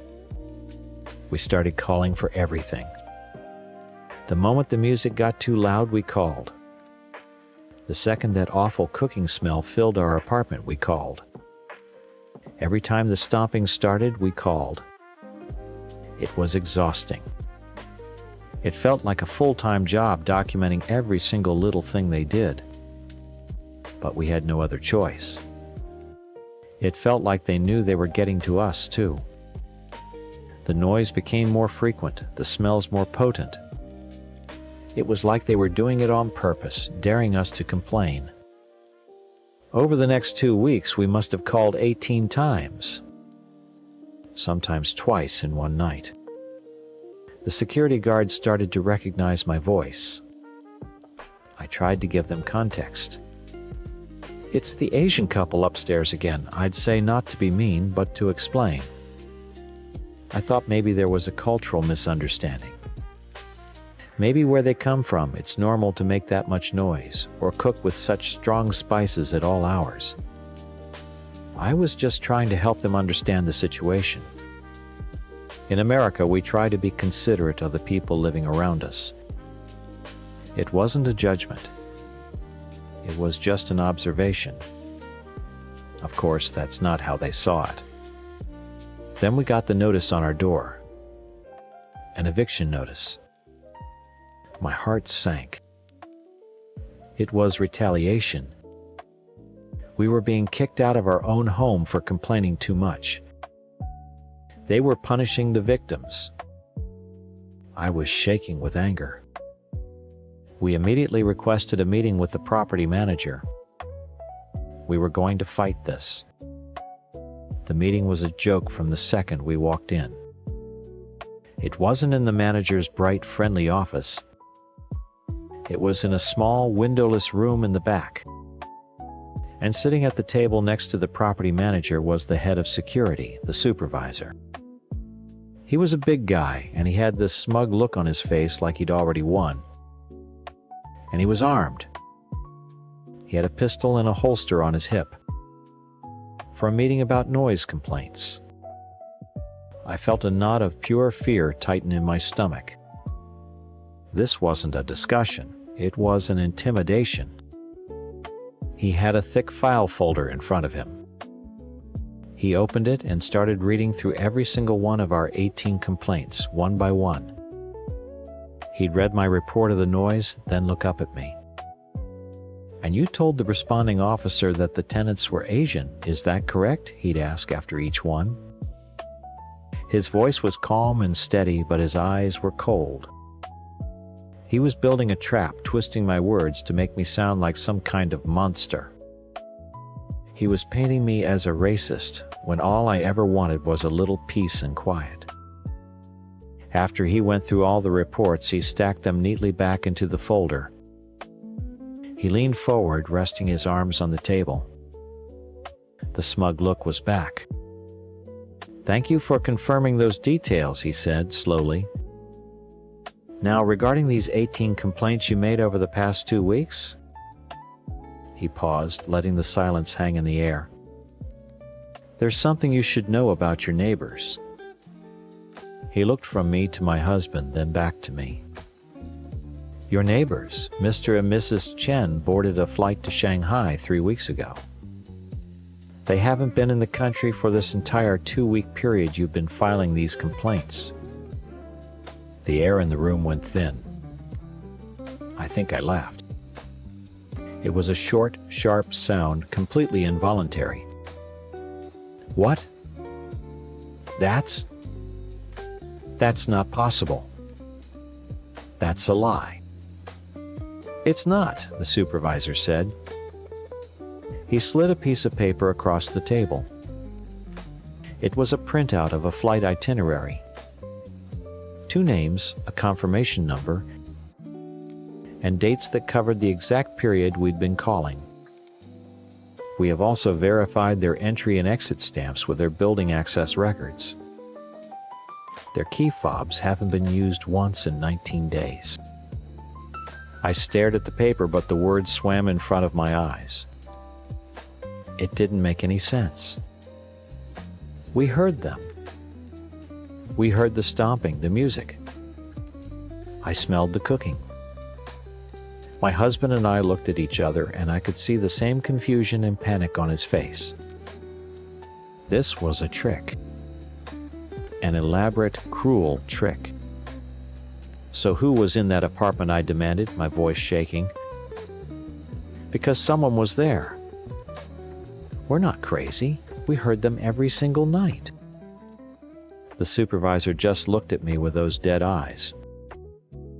No one was in the apartment. It has been empty. "Then you're lying." I slammed my hand on the table, and the sound echoed in the tiny room. The supervisor didn't even flinch. "This is a setup. You, them, the management. You all cooked this up to get rid of us because we dared to complain." I turned to the property manager, hoping to see a crack in her composure, a shred of sympathy. There was nothing. She was a stone wall. "You're going to let him do this," I pleaded.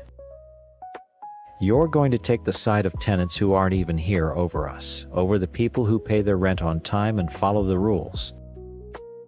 She finally spoke, her voice as cold and sterile as the room. The evidence is clear. You have filed 18 false reports against your neighbors. This constitutes harassment. The word harassment hit me like a physical blow. We were the ones being harassed. For weeks, the smells, the noise, the dog urine, we were living in a nightmare. And now times were the bad guys. It all clicked into place then. The lazy security guards who never found anything. The indifferent manager. The perfectly timed vacation. They had been planning this. They had us cornered. I see what this is, I said, my voice dripping with a bitter realization. You're siding with them because they're immigrants. You're choosing them over hardworking Americans who just want a decent place to live. A small, thin smile touched the property manager's lips. It didn't reach her eyes. "Ma'am," she said, her voice dangerously quiet, "I am an immigrant." Of course. It all made perfect sense. She was one of them. They were all protecting each other. They closed ranks and we were on the outside. We never stood a chance. We were outsiders in our own home, in our own country. The supervisor slid another piece of paper across the table. It was the eviction notice. Formal. Final. You have 30 days to vacate the premises, he said, as if he were telling me the time. My husband tried to argue, to reason with them, but it was like talking to a brick wall. They had their story, and they were sticking to it. They had their proof. What did we have? Just our word. And our word apparently meant nothing. The meeting was over. They stood up. We were dismissed. Walking out of that office was the most humiliating experience of my life. The smug look on the supervisor's face as we left is burned into my memory. He had won. He had protected the building's reputation by destroying ours. The next 30 days were a blur of boxes, tape, and a suffocating sense of injustice. Every night the silence from the apartment upstairs felt louder than the noises we used to hear. It was a mocking silence. They were gone, and soon we would be too. We had to break our lease, pay a massive penalty, and scramble to find a new place to live with an eviction on our record. It was a financial and emotional. My husband thinks maybe we were hearing things from another apartment, that the sounds were traveling in a weird way. But I know what I heard. And I know what I smelled. I lie awake at night now in our new, much smaller apartment, and I go over it and over it in my head. How could they have been gone? It's impossible. The only thing that makes any sense is that they had someone else staying there. A relative, a friend, someone who wasn't on the lease. And when we started complaining, the management found out and concocted this whole story to cover it up. They had to get rid of us because we were the only ones who knew the truth. They couldn't evict the other couple because it would mean admitting they didn't properly screen their tenants. So they sacrificed us instead. They called us harassers. They called us racists. They threw us out of our home. All because we asked for a little peace and quiet. All because we expected them to do their jobs. They took our money, they took our peace of mind, and then they took our home. And the worst part, they got away with it. They all just got away with it. I'm probably going to sound like the bad guy here. I get it. I'm the crazy ex-girlfriend, the one who couldn't let go. That's the easy story, the one he's probably telling her right now. But you don't know him like I do. You don't know the man I built. When I met Liam, he was nice. That's the best word for him. He wore beige sweaters, drank light beer, and thought a wild Friday night was staying up to watch The Late Show. He was living in black and white, and honestly, he seemed perfectly happy with it. But I saw something in his eye. A little flicker of someone who wanted more but was too scared to ask for it.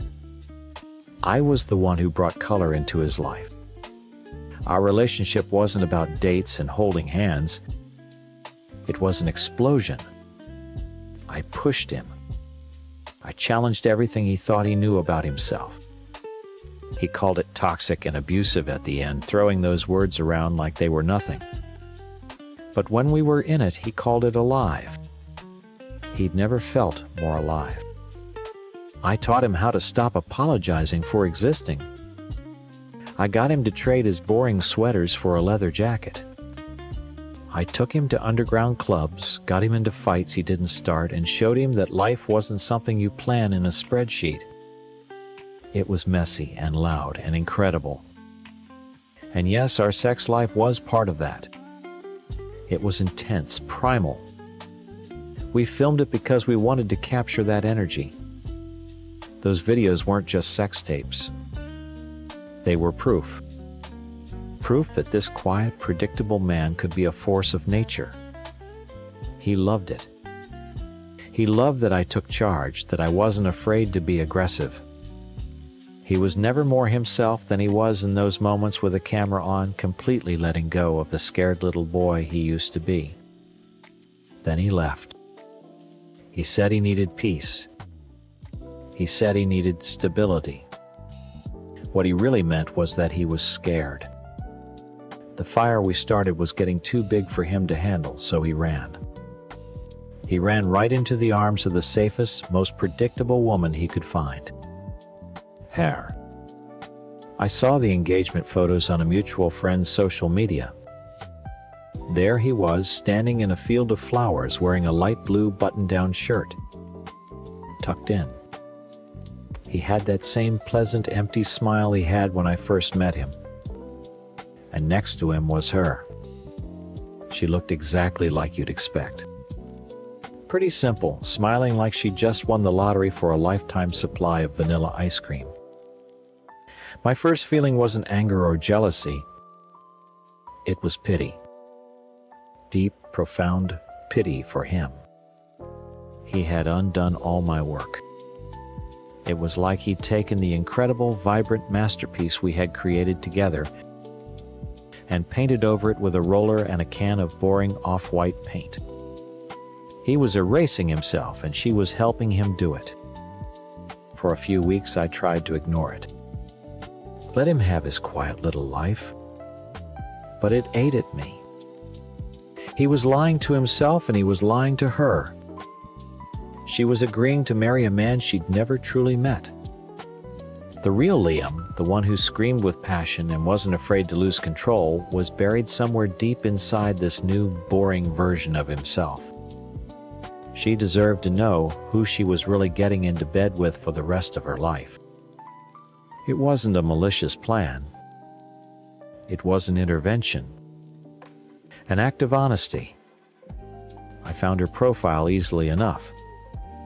It was public, of course, full of pictures of lattes, sunsets, and them holding hands. It was a perfect catalog of a boring life. I went through our old files and picked out a few clips. Not the craziest ones, but the ones that showed his face the most. The moments he looked truly free, wild, and completely mine. A highlight reel of the man she thought she knew. I sent them to her in a direct message. My hands were shaking a little, but my head was clear. I knew what I had to do. I attached the clips and wrote a simple, honest message. It wasn't a threat. It was a statement of fact. Asterisk. You may be marrying him, but you will never be able to satisfy him the way I did. Asterisk. Because she couldn't.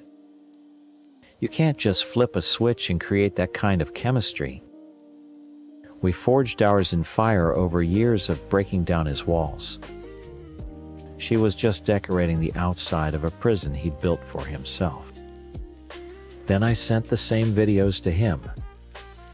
Not to be cruel, I did it to remind him.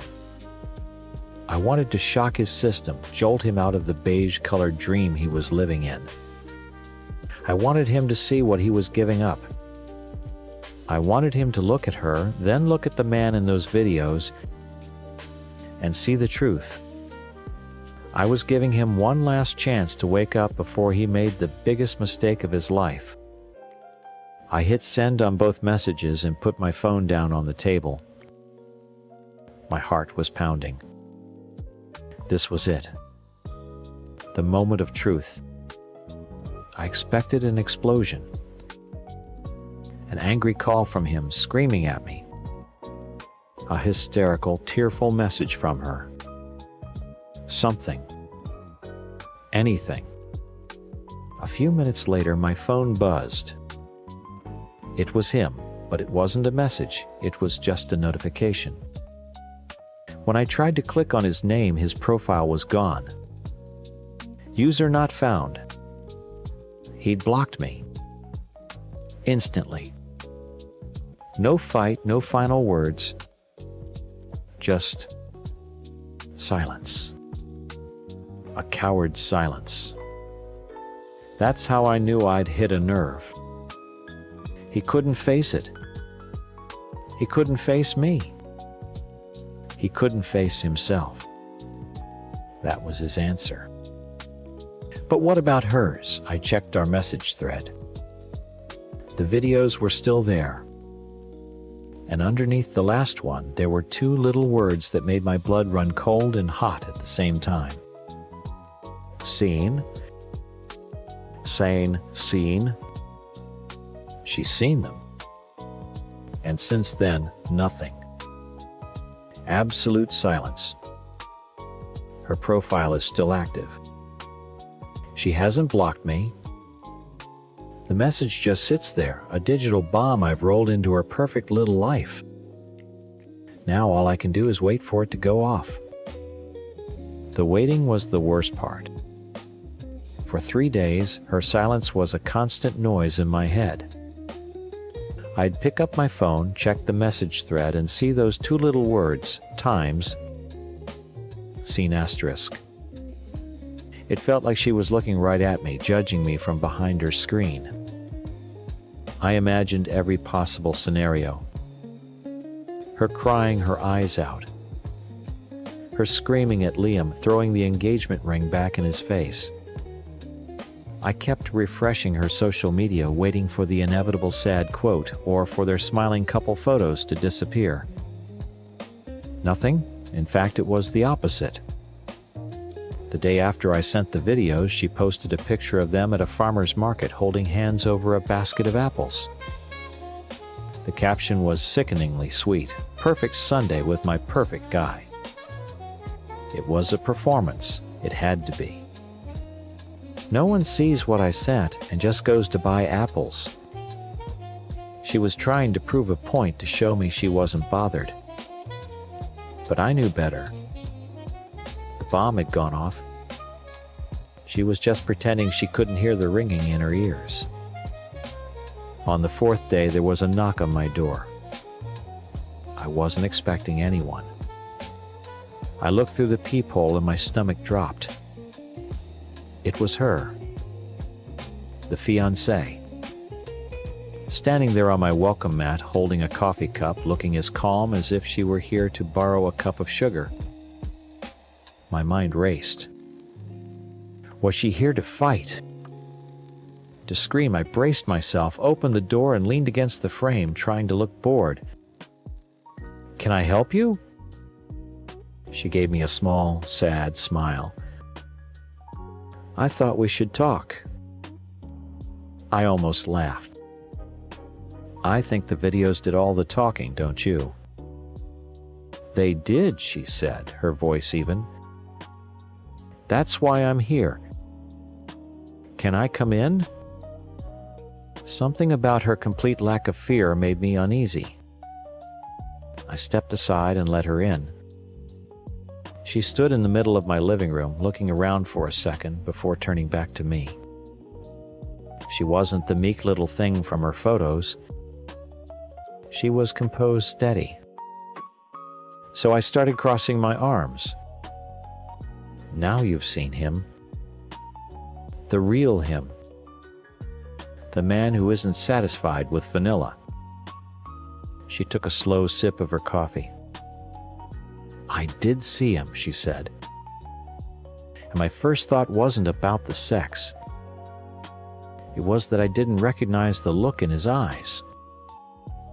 That's because you've never seen him truly alive, I shot back. No, she said softly, and the word hung in the air between us. It's because I've never seen him look so scared. I watched those videos and I didn't see a man who was wild and free. I saw a man who was performing. I saw someone desperately trying to keep up, trying to be the person you were demanding he be. It wasn't passion. It was panic. Her words hit me like a slap. I opened my mouth to argue, but nothing came out. She kept going. Liam told me all about you. He called your relationship the crucible. He said he thought for a long time that the intensity was love, that the chaos meant he was living. But it wasn't living. It was surviving. He wasn't a masterpiece you created. He was a prisoner of war, and he finally escaped. He loved it, I whispered, the words sounding weak even to my own ears. He loved me. She finally showed a flicker of emotion. It was pity. He was addicted to the drama you created, and you were addicted to having control. What you call love, he now calls trauma. The man I'm marrying isn't a boring, safe version of the one you knew. He's the real version. He's the man he was before you got your hands on him. He's gentle and kind, and for the first time in years, he's peaceful. He's happy. She placed her coffee cup on my table. I'm not here to fight with you. Honestly, I'm here because I wanted to thank you. You sent me those videos to hurt me, to blow up my life. But all you did was show me exactly what he ran away from. You showed me the ghost he's so relieved to be free of. You confirmed that choosing a quiet life with me was the best decision he ever made. She walked to the door and paused. He blocked you because he's done. I won't be blocking you because you have no power over me. Goodbye. And then she was gone. I just stood there in the total silence of my apartment, the smell of her coffee still in the air. My whole story, the entire foundation of what I believed had just been demolished in under 5 minutes. My phone buzzed on the counter. I picked it up, my hands trembling. It was a message from a number I no longer had saved, but I knew who it was. He'd unblocked me. Just for this. The message was short. Asterisk. She told me she was going to talk to you. I hope now you'll understand. We are happy. Please leave us alone. Asterisk. I tried to reply, to type something, anything, but when I hit send, the message failed.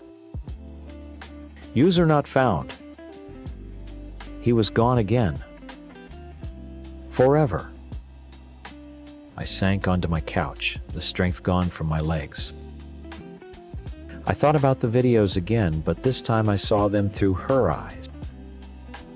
I saw his face, the strange smile, the sweat on his brow. Was it passion or was it pressure? Was he a force of nature or just a boy trying to impress the girl who scared him? I thought I was planting a seed of truth in their perfect little world.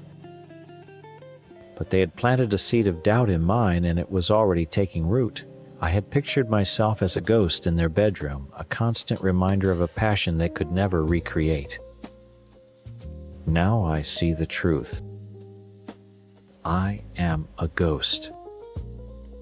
But I'm not a temptation. I'm a haunting. I'm the nightmare he wakes up from relieved to find that he's safe in his quiet, beige, peaceful bed. And he is never, ever coming back. I know what you think of me. I know the names you'd call me if you knew who I was. And you'd be right. I destroyed my family. I cheated on a good man and had a baby with a stranger. There's no excuse for what I did, but I need someone to hear the story from my side. Not for forgiveness, just for a second to understand how a person can get so lost they'd burn down their own house just to feel the warmth. Before all this, my life looked perfect. My husband, let's call him David, is a genuinely good person. We had 2 beautiful little boys, a nice house in the suburbs. I had a career I loved. From the outside, we were the American dream. But on the inside, I was disappearing. When our first son was born, a piece of me vanished. I wasn't me anymore, I was Mom. When our second son came along, another piece chipped away. I became a collection of functions: chef, maid, nurse, chauffeur. I loved my boys with an ache so deep it hurt, but the love was tangled up in the crushing, endless routine of their needs. David saw a functioning household.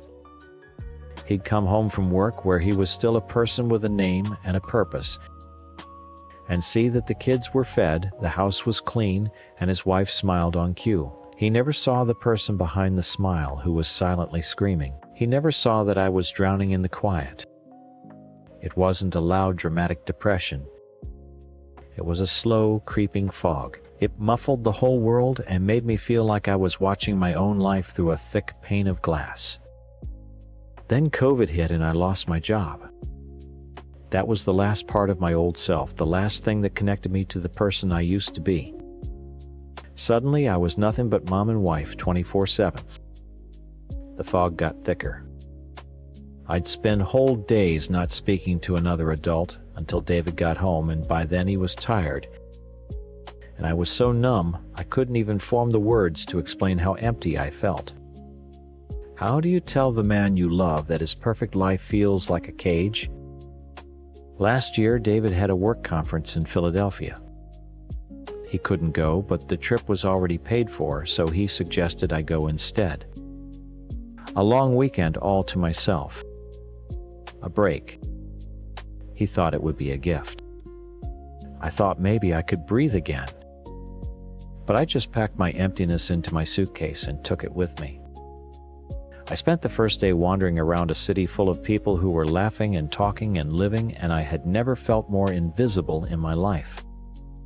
That night I went to the hotel bar. I didn't want to drink, I just wanted to be around noise. I sat in a corner watching people and felt like a ghost. Then a man sat down a few seats away.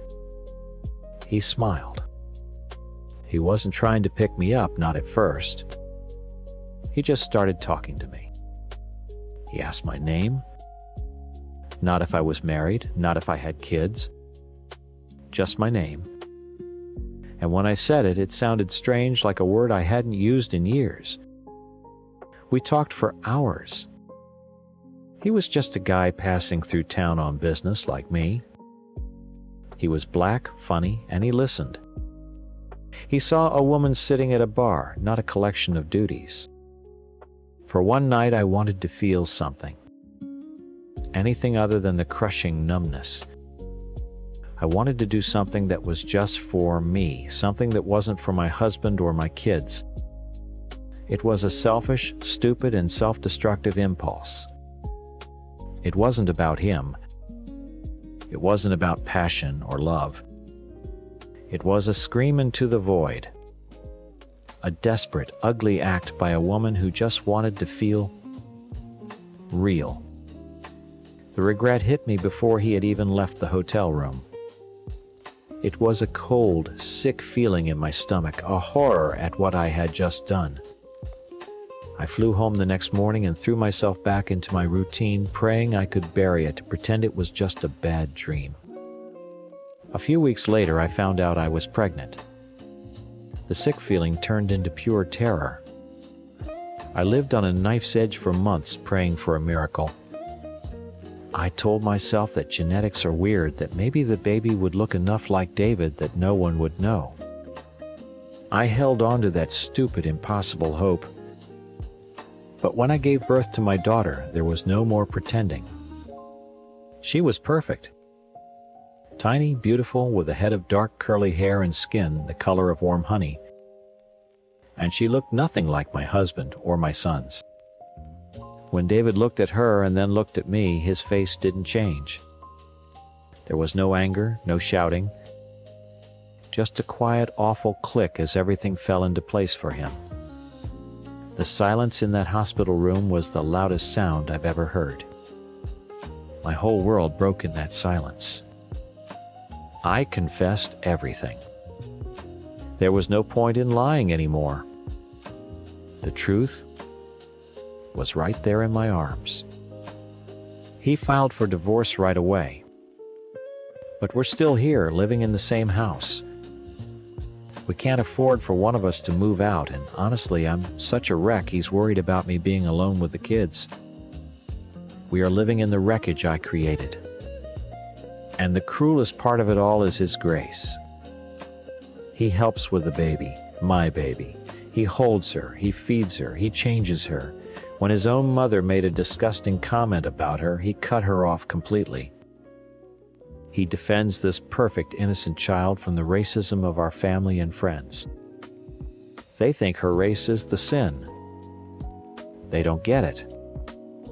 The sin was mine and mine alone. My boys adore their little sister. They don't see color, they just see their baby. And watching David with them, teaching them to be gentle with her, to protect her, it breaks me. He's worried they'll grow up and hate her because of what she represents. He's already teaching them to love her fiercely, to be a wall around her. He is being a father to a child that isn't his in a way that I'm too broken to be a mother to any of them right now. Now he's insisting we find her biological father. He says she deserves to know her history, to have access to her medical information. He says it's the right thing to do for times her asterisk. So he ordered an Ancestry DNA kit. He wants me to help him search to reach back into that one night in Philadelphia and find the man whose last name I don't even know. He wants to bring the cause of all this pain right to our doorstep because he thinks it's what's best for my daughter. The man I betrayed is trying to clean up my mess to build something decent for our children from the ashes. We spit in the tubes a few weeks ago and sent them off. I've been dreading it every single day. I check my email with a feeling of pure doom, waiting for the notification. This morning I was feeding the baby when my phone buzzed on the counter. It was an email with the subject line, "Your Ancestry DNA results are in." David was in the other room with the boys. I just stared at the screen, my heart pounding in my chest, feeling like I was standing on a cliff, and the ground was finally about to give way. I took a shaky breath, the baby shifting in my arms. My whole body felt like it was humming with electricity. I could hear David in the living room, the cheerful sound of the TV show he was watching with our boys. It was so normal, so peaceful, and I was about to shatter it all over again. I walked out of the kitchen, my phone clutched in my hand like a bomb. "David," my voice was a whisper. He looked up from the couch, his smile fading when he saw my face. "What's wrong?" I couldn't speak. I just held out the phone. He took it, read the subject line, and all the color drained from his face. He gently took the baby from my arms and handed her to me, then stood up. "Let's go to the office." He led the way, shutting the door behind us. The sounds of the cartoons were muffled now a world away. We sat in front of the computer side by side, not touching. He put my daughter times our times daughter in the bassinet next to the desk. He logged into the website with steady hands I didn't understand. I felt like I was going to throw up. The page loaded full of charts and percentages. My heart was a drum against my ribs. David clicked on DNA relatives. And there it was. Not his name, not the man from the bar, but a name listed as a first cousin. A woman. Below her name was a projected age and a location. Not Philadelphia, but close. My breath hitched. It was real. A real person, a real family connected to my daughter. David was silent for a full minute, just staring at the screen. I expected him to get up and leave. I expected him to finally yell. Instead, he just let out a long, slow breath. "Okay," he said, his voice flat. "This is the first step." He clicked on her profile. There was a picture. A smiling woman who looked nothing and everything like the man I barely remembered. And there was a button. Message. "I can't," I whispered. "David, I can't do this." He turned to look at me, and for the first time, I saw the cracks in his composure. His eyes were bloodshot. "We have to," he said, his voice raw. "This isn't about us anymore. This is about her. She needs this. She needs to have the option to know." He took the keyboard. "What do we say?" I was useless, a frozen statue of guilt. He did it himself. He typed out a message, his fingers moving slowly but deliberately. It was short, polite, and devastating. He explained that we believed her first cousin was the biological father of our newborn daughter, born on this date. He said we were seeking medical history, and if the father was willing a line of communication for the child's sake. He didn't use my name. He just said, "her mother." He read it out loud to me, asked if it was okay, and I just nodded, unable to form words. He hit send. The waiting was the worst part of my life. Every buzz of my phone made me jump. For 2 days there was nothing. We moved around each other like ghosts in the house, the unspoken thing hanging in the air between us. David was quiet, but he was still there. He'd take the baby for hours so I could try to sleep. He'd make sure I was eating. He was taking care of me while we waited for the grenade I'd thrown into our lives to finally explode. Then on the 3rd day I got an email. It wasn't from the cousin. It was from a man. The subject line was just my daughter's name. My heart stopped. He said his cousin had forwarded him the message. He said he was shocked. He said he remembered that night in Philadelphia. And he gave me his phone number. He said to call him when I was ready. I showed the email to David. He read it, then looked at me. "We should call him together," he said. An hour later, we were back in the office, the baby asleep in her bassinet again. David was sitting next to me, the phone on speaker between us on the desk. My hand was shaking so badly I could barely dial the number. It rang twice. "Hello," a voice said.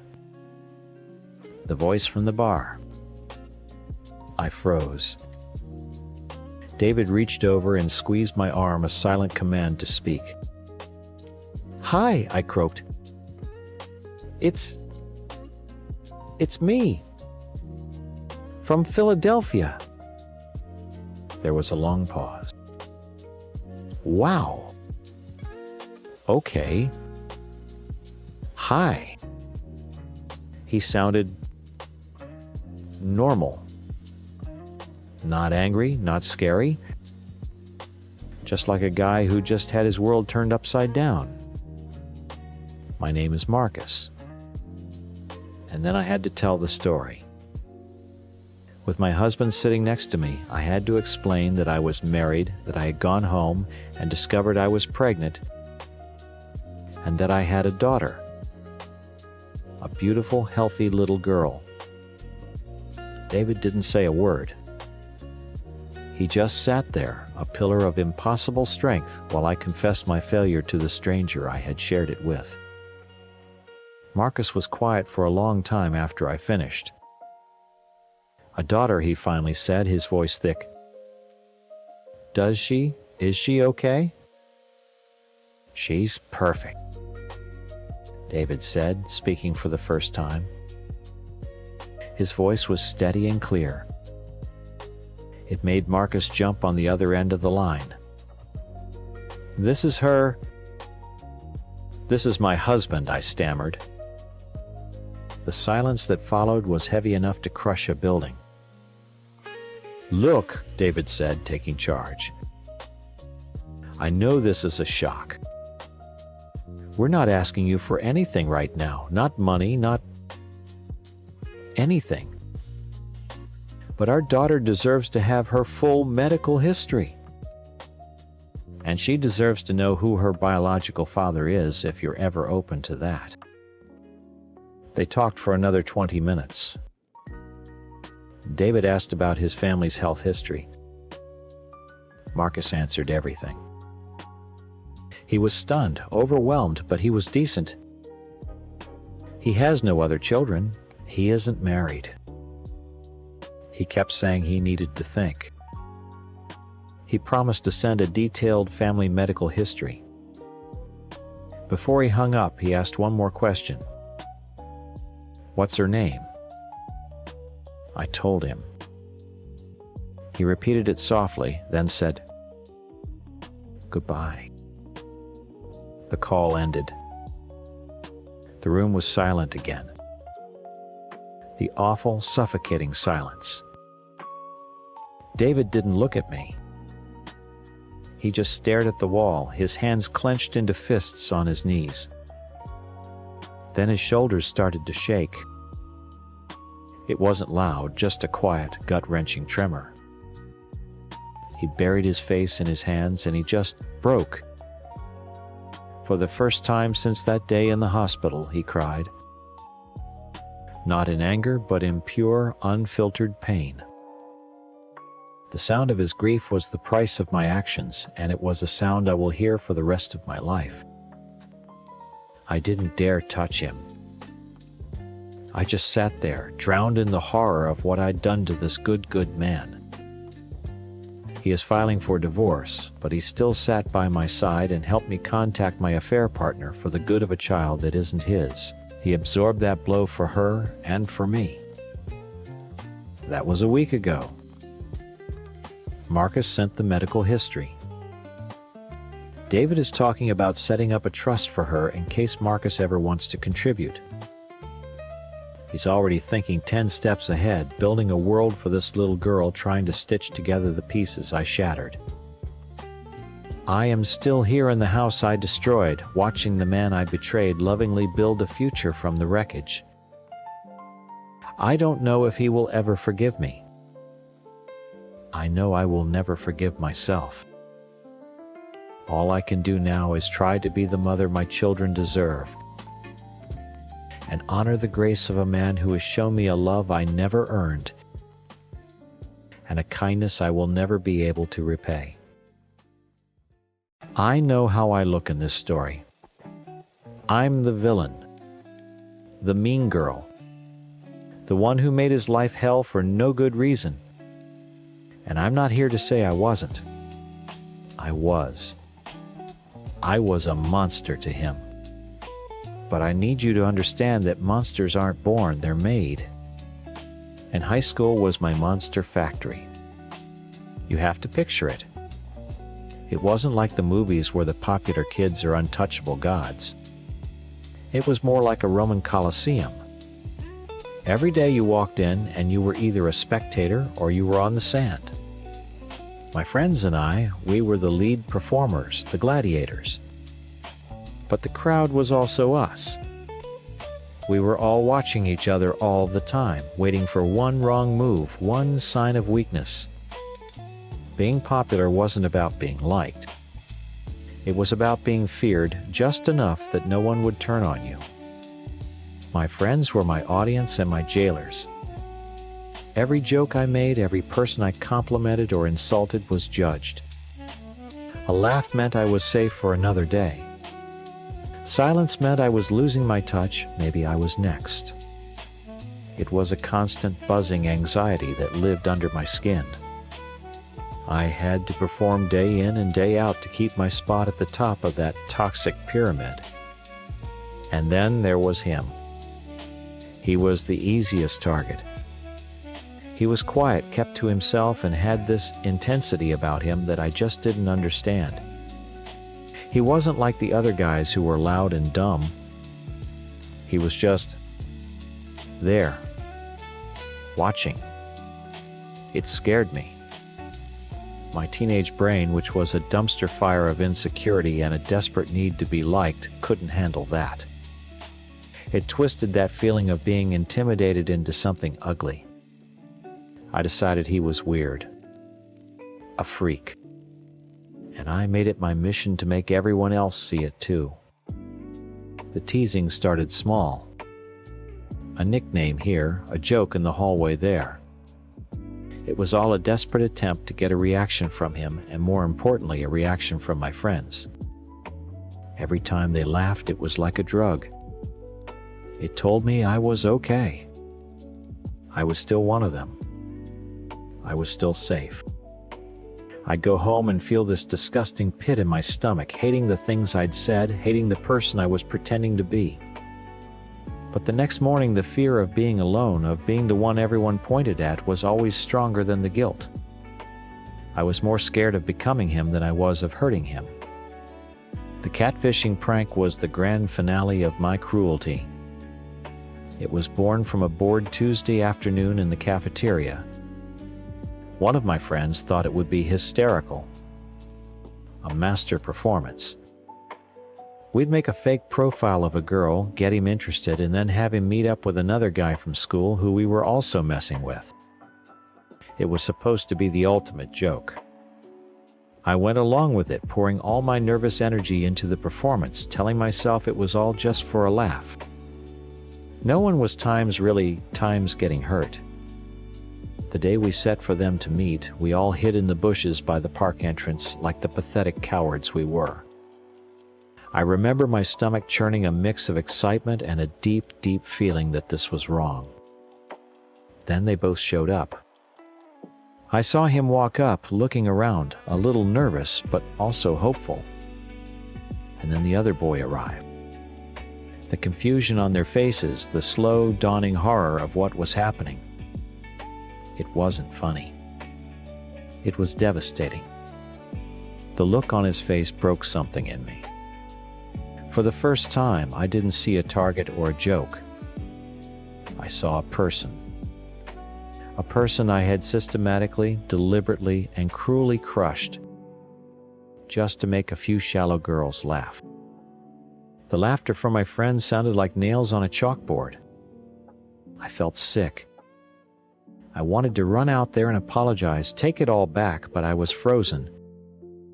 I just watched as they both walked away, completely humiliated. The real payment for my actions came a few weeks later. The fallout from the prank had been messy, and the other boy involved had taken a lot of heat for it. I was walking to my car after volleyball practice, and he cornered me in the empty parking lot.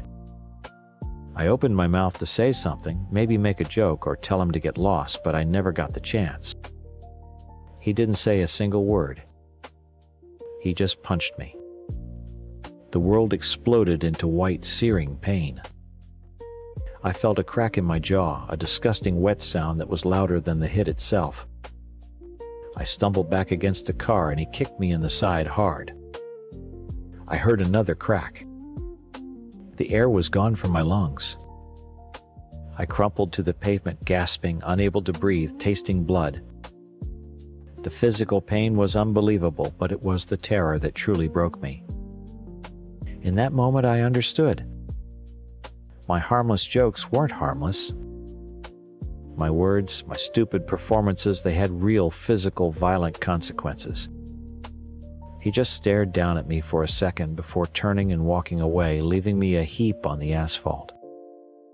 A fractured jaw and 2 broken ribs. That was the official price. The unofficial price was fear. I lived in it for the rest of high school. I didn't just forget he existed after that. I actively ran from him. Every time I saw him in the hall, my heart would pound in my chest. I was terrified of him. Not because I thought he would hurt me, I knew he wouldn't. He wasn't like that, but because when I looked at him, I saw what I had done. I saw the cruelty and the consequences all at once. He was a ghost, and I spent years running from him. And then, 10 years later, I saw him at a Wendy's. I was on my lunch break scrolling on my phone waiting for my spicy chicken sandwich. I looked up and there he was. He wasn't a ghost anymore. He was a man standing tall and calm in a police officer's uniform ordering a Frosty.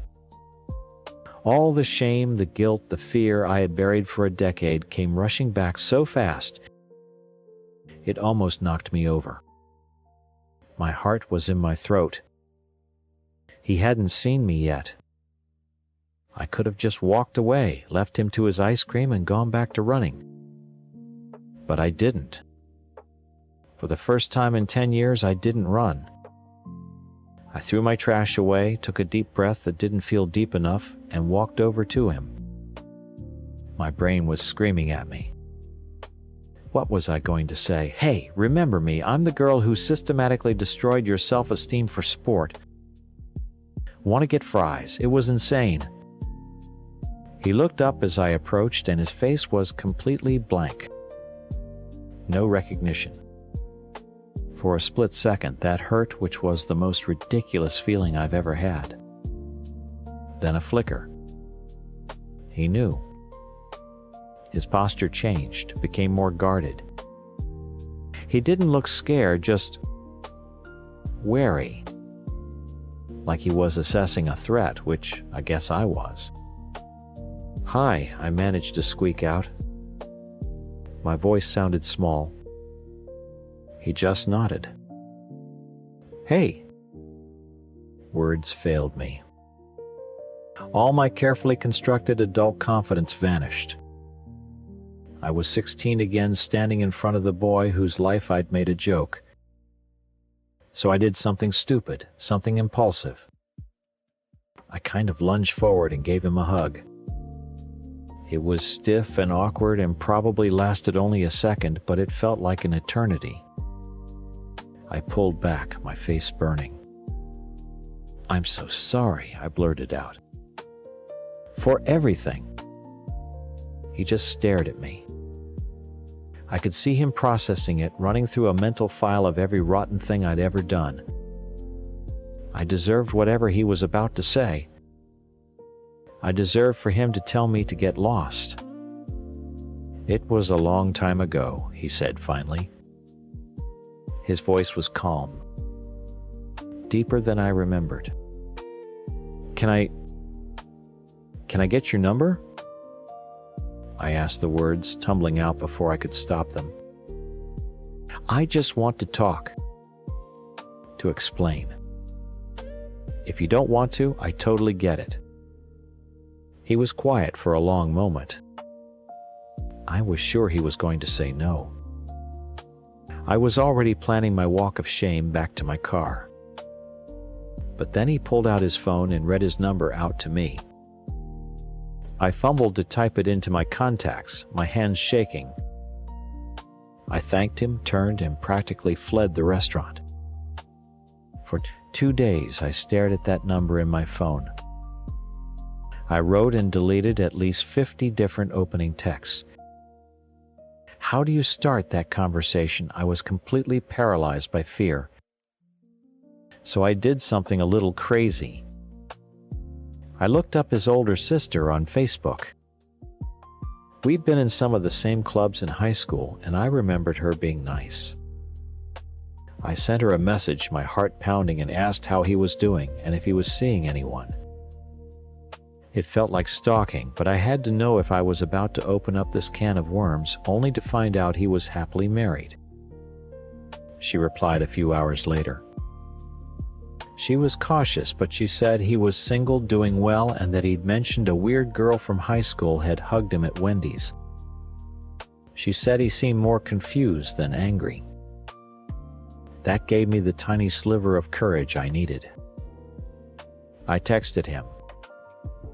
I asked if he'd be willing to meet me for lunch, my treat. I made it clear it wasn't a date. I called it a chance for me to give a long overdue apology. He agreed.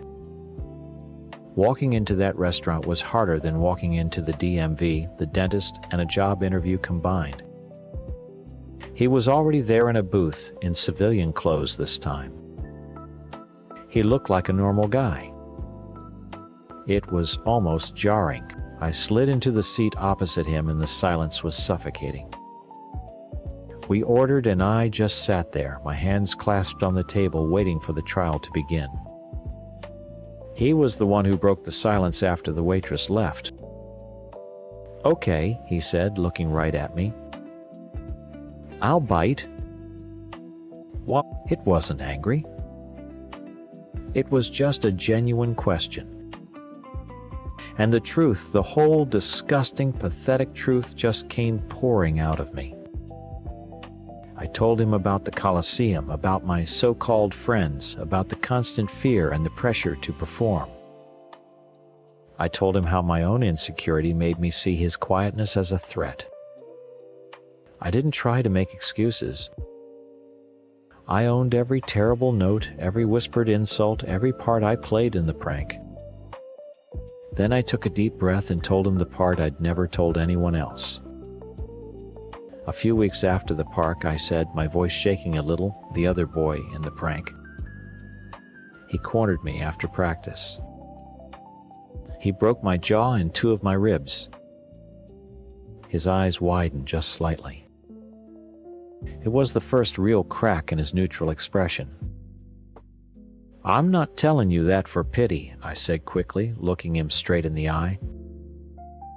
"I'm telling you because that's when I understood. When I was lying on the pavement, unable to breathe, I finally got it. What I did wasn't a joke. It had consequences. After that, I was terrified of you. Not because I thought you'd hurt me, but because every time I saw you, you were a reminder of the horrible person I was and the pain I'd caused. I'm so sorry for what I did to you. There's no excuse for it." I finished, my chest heaving completely, expecting him to get up and leave. I had laid all my cards on the table. The monster I had been was right there, sitting in the open. But he didn't leave. He just sat there listening. He looked down at his hands, then back at me. "I'm sorry that happened to you," he said quietly. "Nobody deserves that." And that was it. No yelling. No telling me I got what I deserved. Just acknowledgement. In that moment, something shifted. The monster I'd been felt a little smaller. The ghost I'd been running from for a decade turned back into a person. A person who was showing me more grace than I had ever earned. We finished lunch. We talked about our jobs, our families, all the boring adult stuff. It was awkward, but it was real. When we left, he said, "So that was the apology. What about a real first date?" I was floored. I agreed immediately. He chose bowling. It was perfect. It was loud and a little goofy with no room for heavy silences. I insisted on paying for everything, the lanes, the disgusting shoes, the pitcher of beer. It was a small thing, but it was important to me. He argued for a minute, then smiled and let me. For the first time, I wasn't performing. I wasn't the queen bee or the terrified gladiator. I bowled terribly. I laughed so hard, beer came out of my nose. I was just me. And he was just him. He had a great laugh. I'd never heard it before. We made plans for a second date and a third. It's still new and it's weird, and we have a history that most people would run from. I know that telling you all of this doesn't make me the hero of the story. I'm not. I was the villain, and nothing will ever change the things I did. But what I'm learning is that maybe, just maybe, your story doesn't have to end the same way it began. Maybe you get a second act. And maybe if you're incredibly lucky, you get to have it with the person you wronged the most, not because you've earned their forgiveness, but because they are kind enough to offer it anyway. My husband John probably posted his side of the story somewhere. I'm sure in his version, I'm a cheating, plotting monster who destroyed our marriage for no reason. He's the victim. The good guy who came home early to surprise his wife, only to find her with another man. I know how it looks. But you don't know the whole story. You don't know what it's like to be erased little by little over 31 years. John and I have been married since we were 24. For all of those years, my life has revolved around his career. He works for a huge company, and his ambition has always been the engine of our family. When the company said jump, he asked how high, and I was the one who had to pack the boxes. We moved 4 times in our first 10 years together. Each time I left behind a job, I was just starting to like friends I had just made and the family I was already hundreds of miles away from. I did it because I loved him and because that's what a supportive wife does. 20 years ago, we made the big move from the East Coast all the way out to California for a major promotion for him. It was the hardest move of all. I was in my 30s, leaving everything I had ever known behind. But I put on a brave face, and I built a life. A real life. Not just as John's wife, the VP's wife who shows up to company dinners. I went back to school and got a certification in nonprofit management. I started a career here, one I'm incredibly proud of. I manage fundraising for a local children's charity. I have a team that depends on me. I have friends, real friends, who know me for times, me asterisk. We volunteer together, we have a book club, we support each other. For the first time in my marriage, I felt like a whole person, not just someone's other half. Then about 6 months ago, John came home with that look in his eye. The look he gets when a new rung on the corporate ladder appears. He was being considered for the top job, the big one. Executive Vice President. The only catch, it was back at headquarters. Back on the East Coast. He was so excited he didn't even see the color drain from my face. To him, this was the finish line, the victory lap of a long career. To me, it felt like a death sentence. Moving again at 55, leaving my job, my community, my entire world, the thought made me physically ill. I would have to start all over again looking for work in a city I hadn't lived in for 2 decades. I'd be a stranger again. I'd be back to being just the EVP's wife. I told him. I didn't scream or yell, I just sat him down and said, "John, I can't. I don't want to move." I explained everything, my job, my friends, the life I had built that was mine and mine alone. I told him that starting over now felt like being pushed back down to the bottom of a hill I had spent 20 years climbing. He listened, he nodded, but he didn't hear me. He heard a concern that could be managed. He said things like, "You can find a new job, you're great at that. And we'll make new friends, it'll be an adventure." He saw it as a logistical problem, not an existential crisis. He couldn't understand that he was asking me to give up my entire identity for his final trophy. For months we had the same conversation, over and over. Each time I felt more and more invisible. I realized my happiness and his ambition could no longer live in the same house. The week he flew back east for his final round of interviews was hell. The dread was a physical weight on my chest. I knew when he came back with a job offer in hand, it would be the point of no return. I would have to make a choice.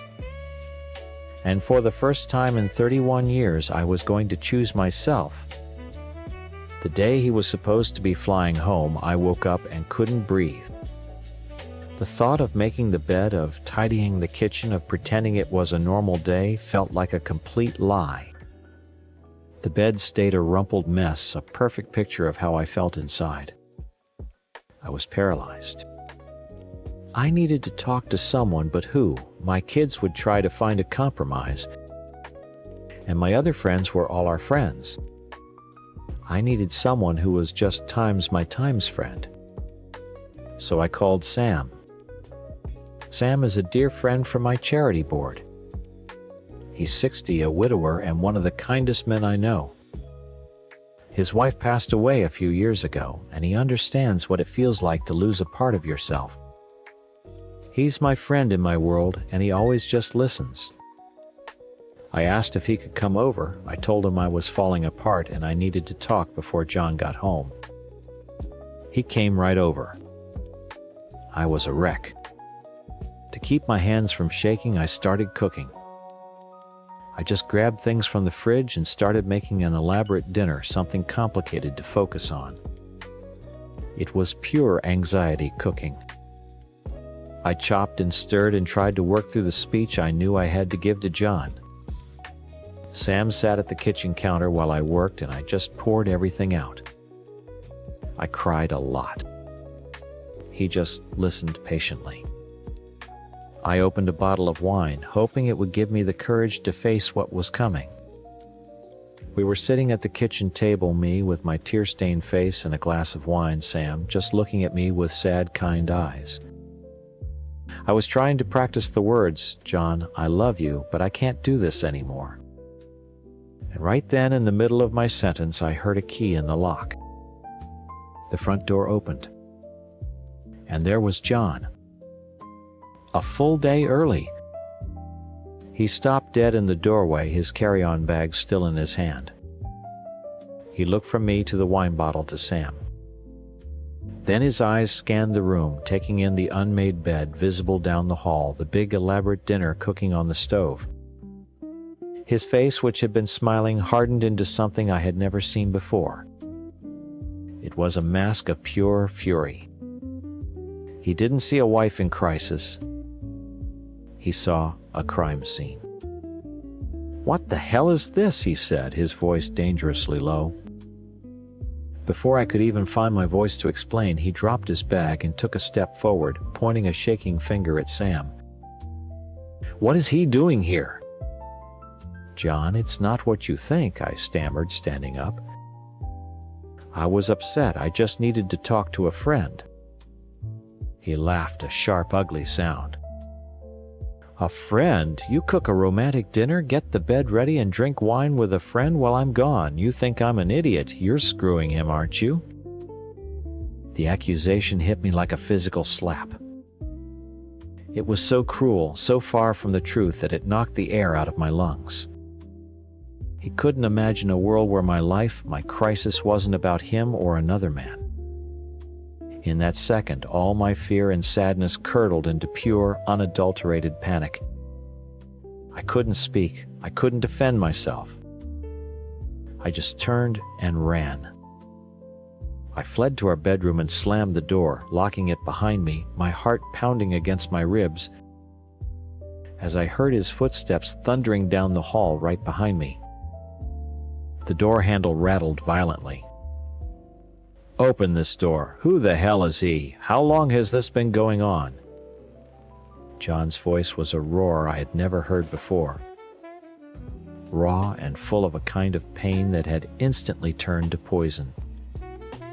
I scrambled away from the door, pressing myself into the corner of the room, my hands over my ears. I could hear Sam's voice, faint but calm, trying to de-escalate. "John, you've got this all wrong. Let's just all calm down." Then I heard John shout something else, something ugly, and the sound of the front door slamming shut. And then silence. Sam was gone. I was alone in the house with this stranger my husband had become. He didn't stop. For what felt like an hour, he paced outside the bedroom, throwing accusations at the door. Every word was a confirmation of my deepest fear, that in his mind there was no possibility for my unhappiness that didn't involve another man. My career, my friends, my identity, none of it factored into his equation. The only variable he could see was infidelity. It was simpler for him. It made him the victim of a straightforward betrayal, not the cause of a complex and painful breakdown. I stayed locked in that room all night. I didn't sleep. I just sat on the floor leaning against the bed he thought I'd been planning to use with another man, and cried until I was empty. It wasn't just about the move anymore. It was about the fact that the man I had spent my life with didn't know me at all. He saw my desperate attempt to hold on to myself as a cheap, sordid affair. The thought was so insulting, so deeply wounding, it overshadowed everything else. The next morning I unlocked the door. The house was cold and still. The beautiful, complicated dinner I'd made in a panic was still sitting on the stove, untouched. John was at the kitchen table staring into a mug of coffee. He looked like he hadn't slept either. His face was gray and haggard.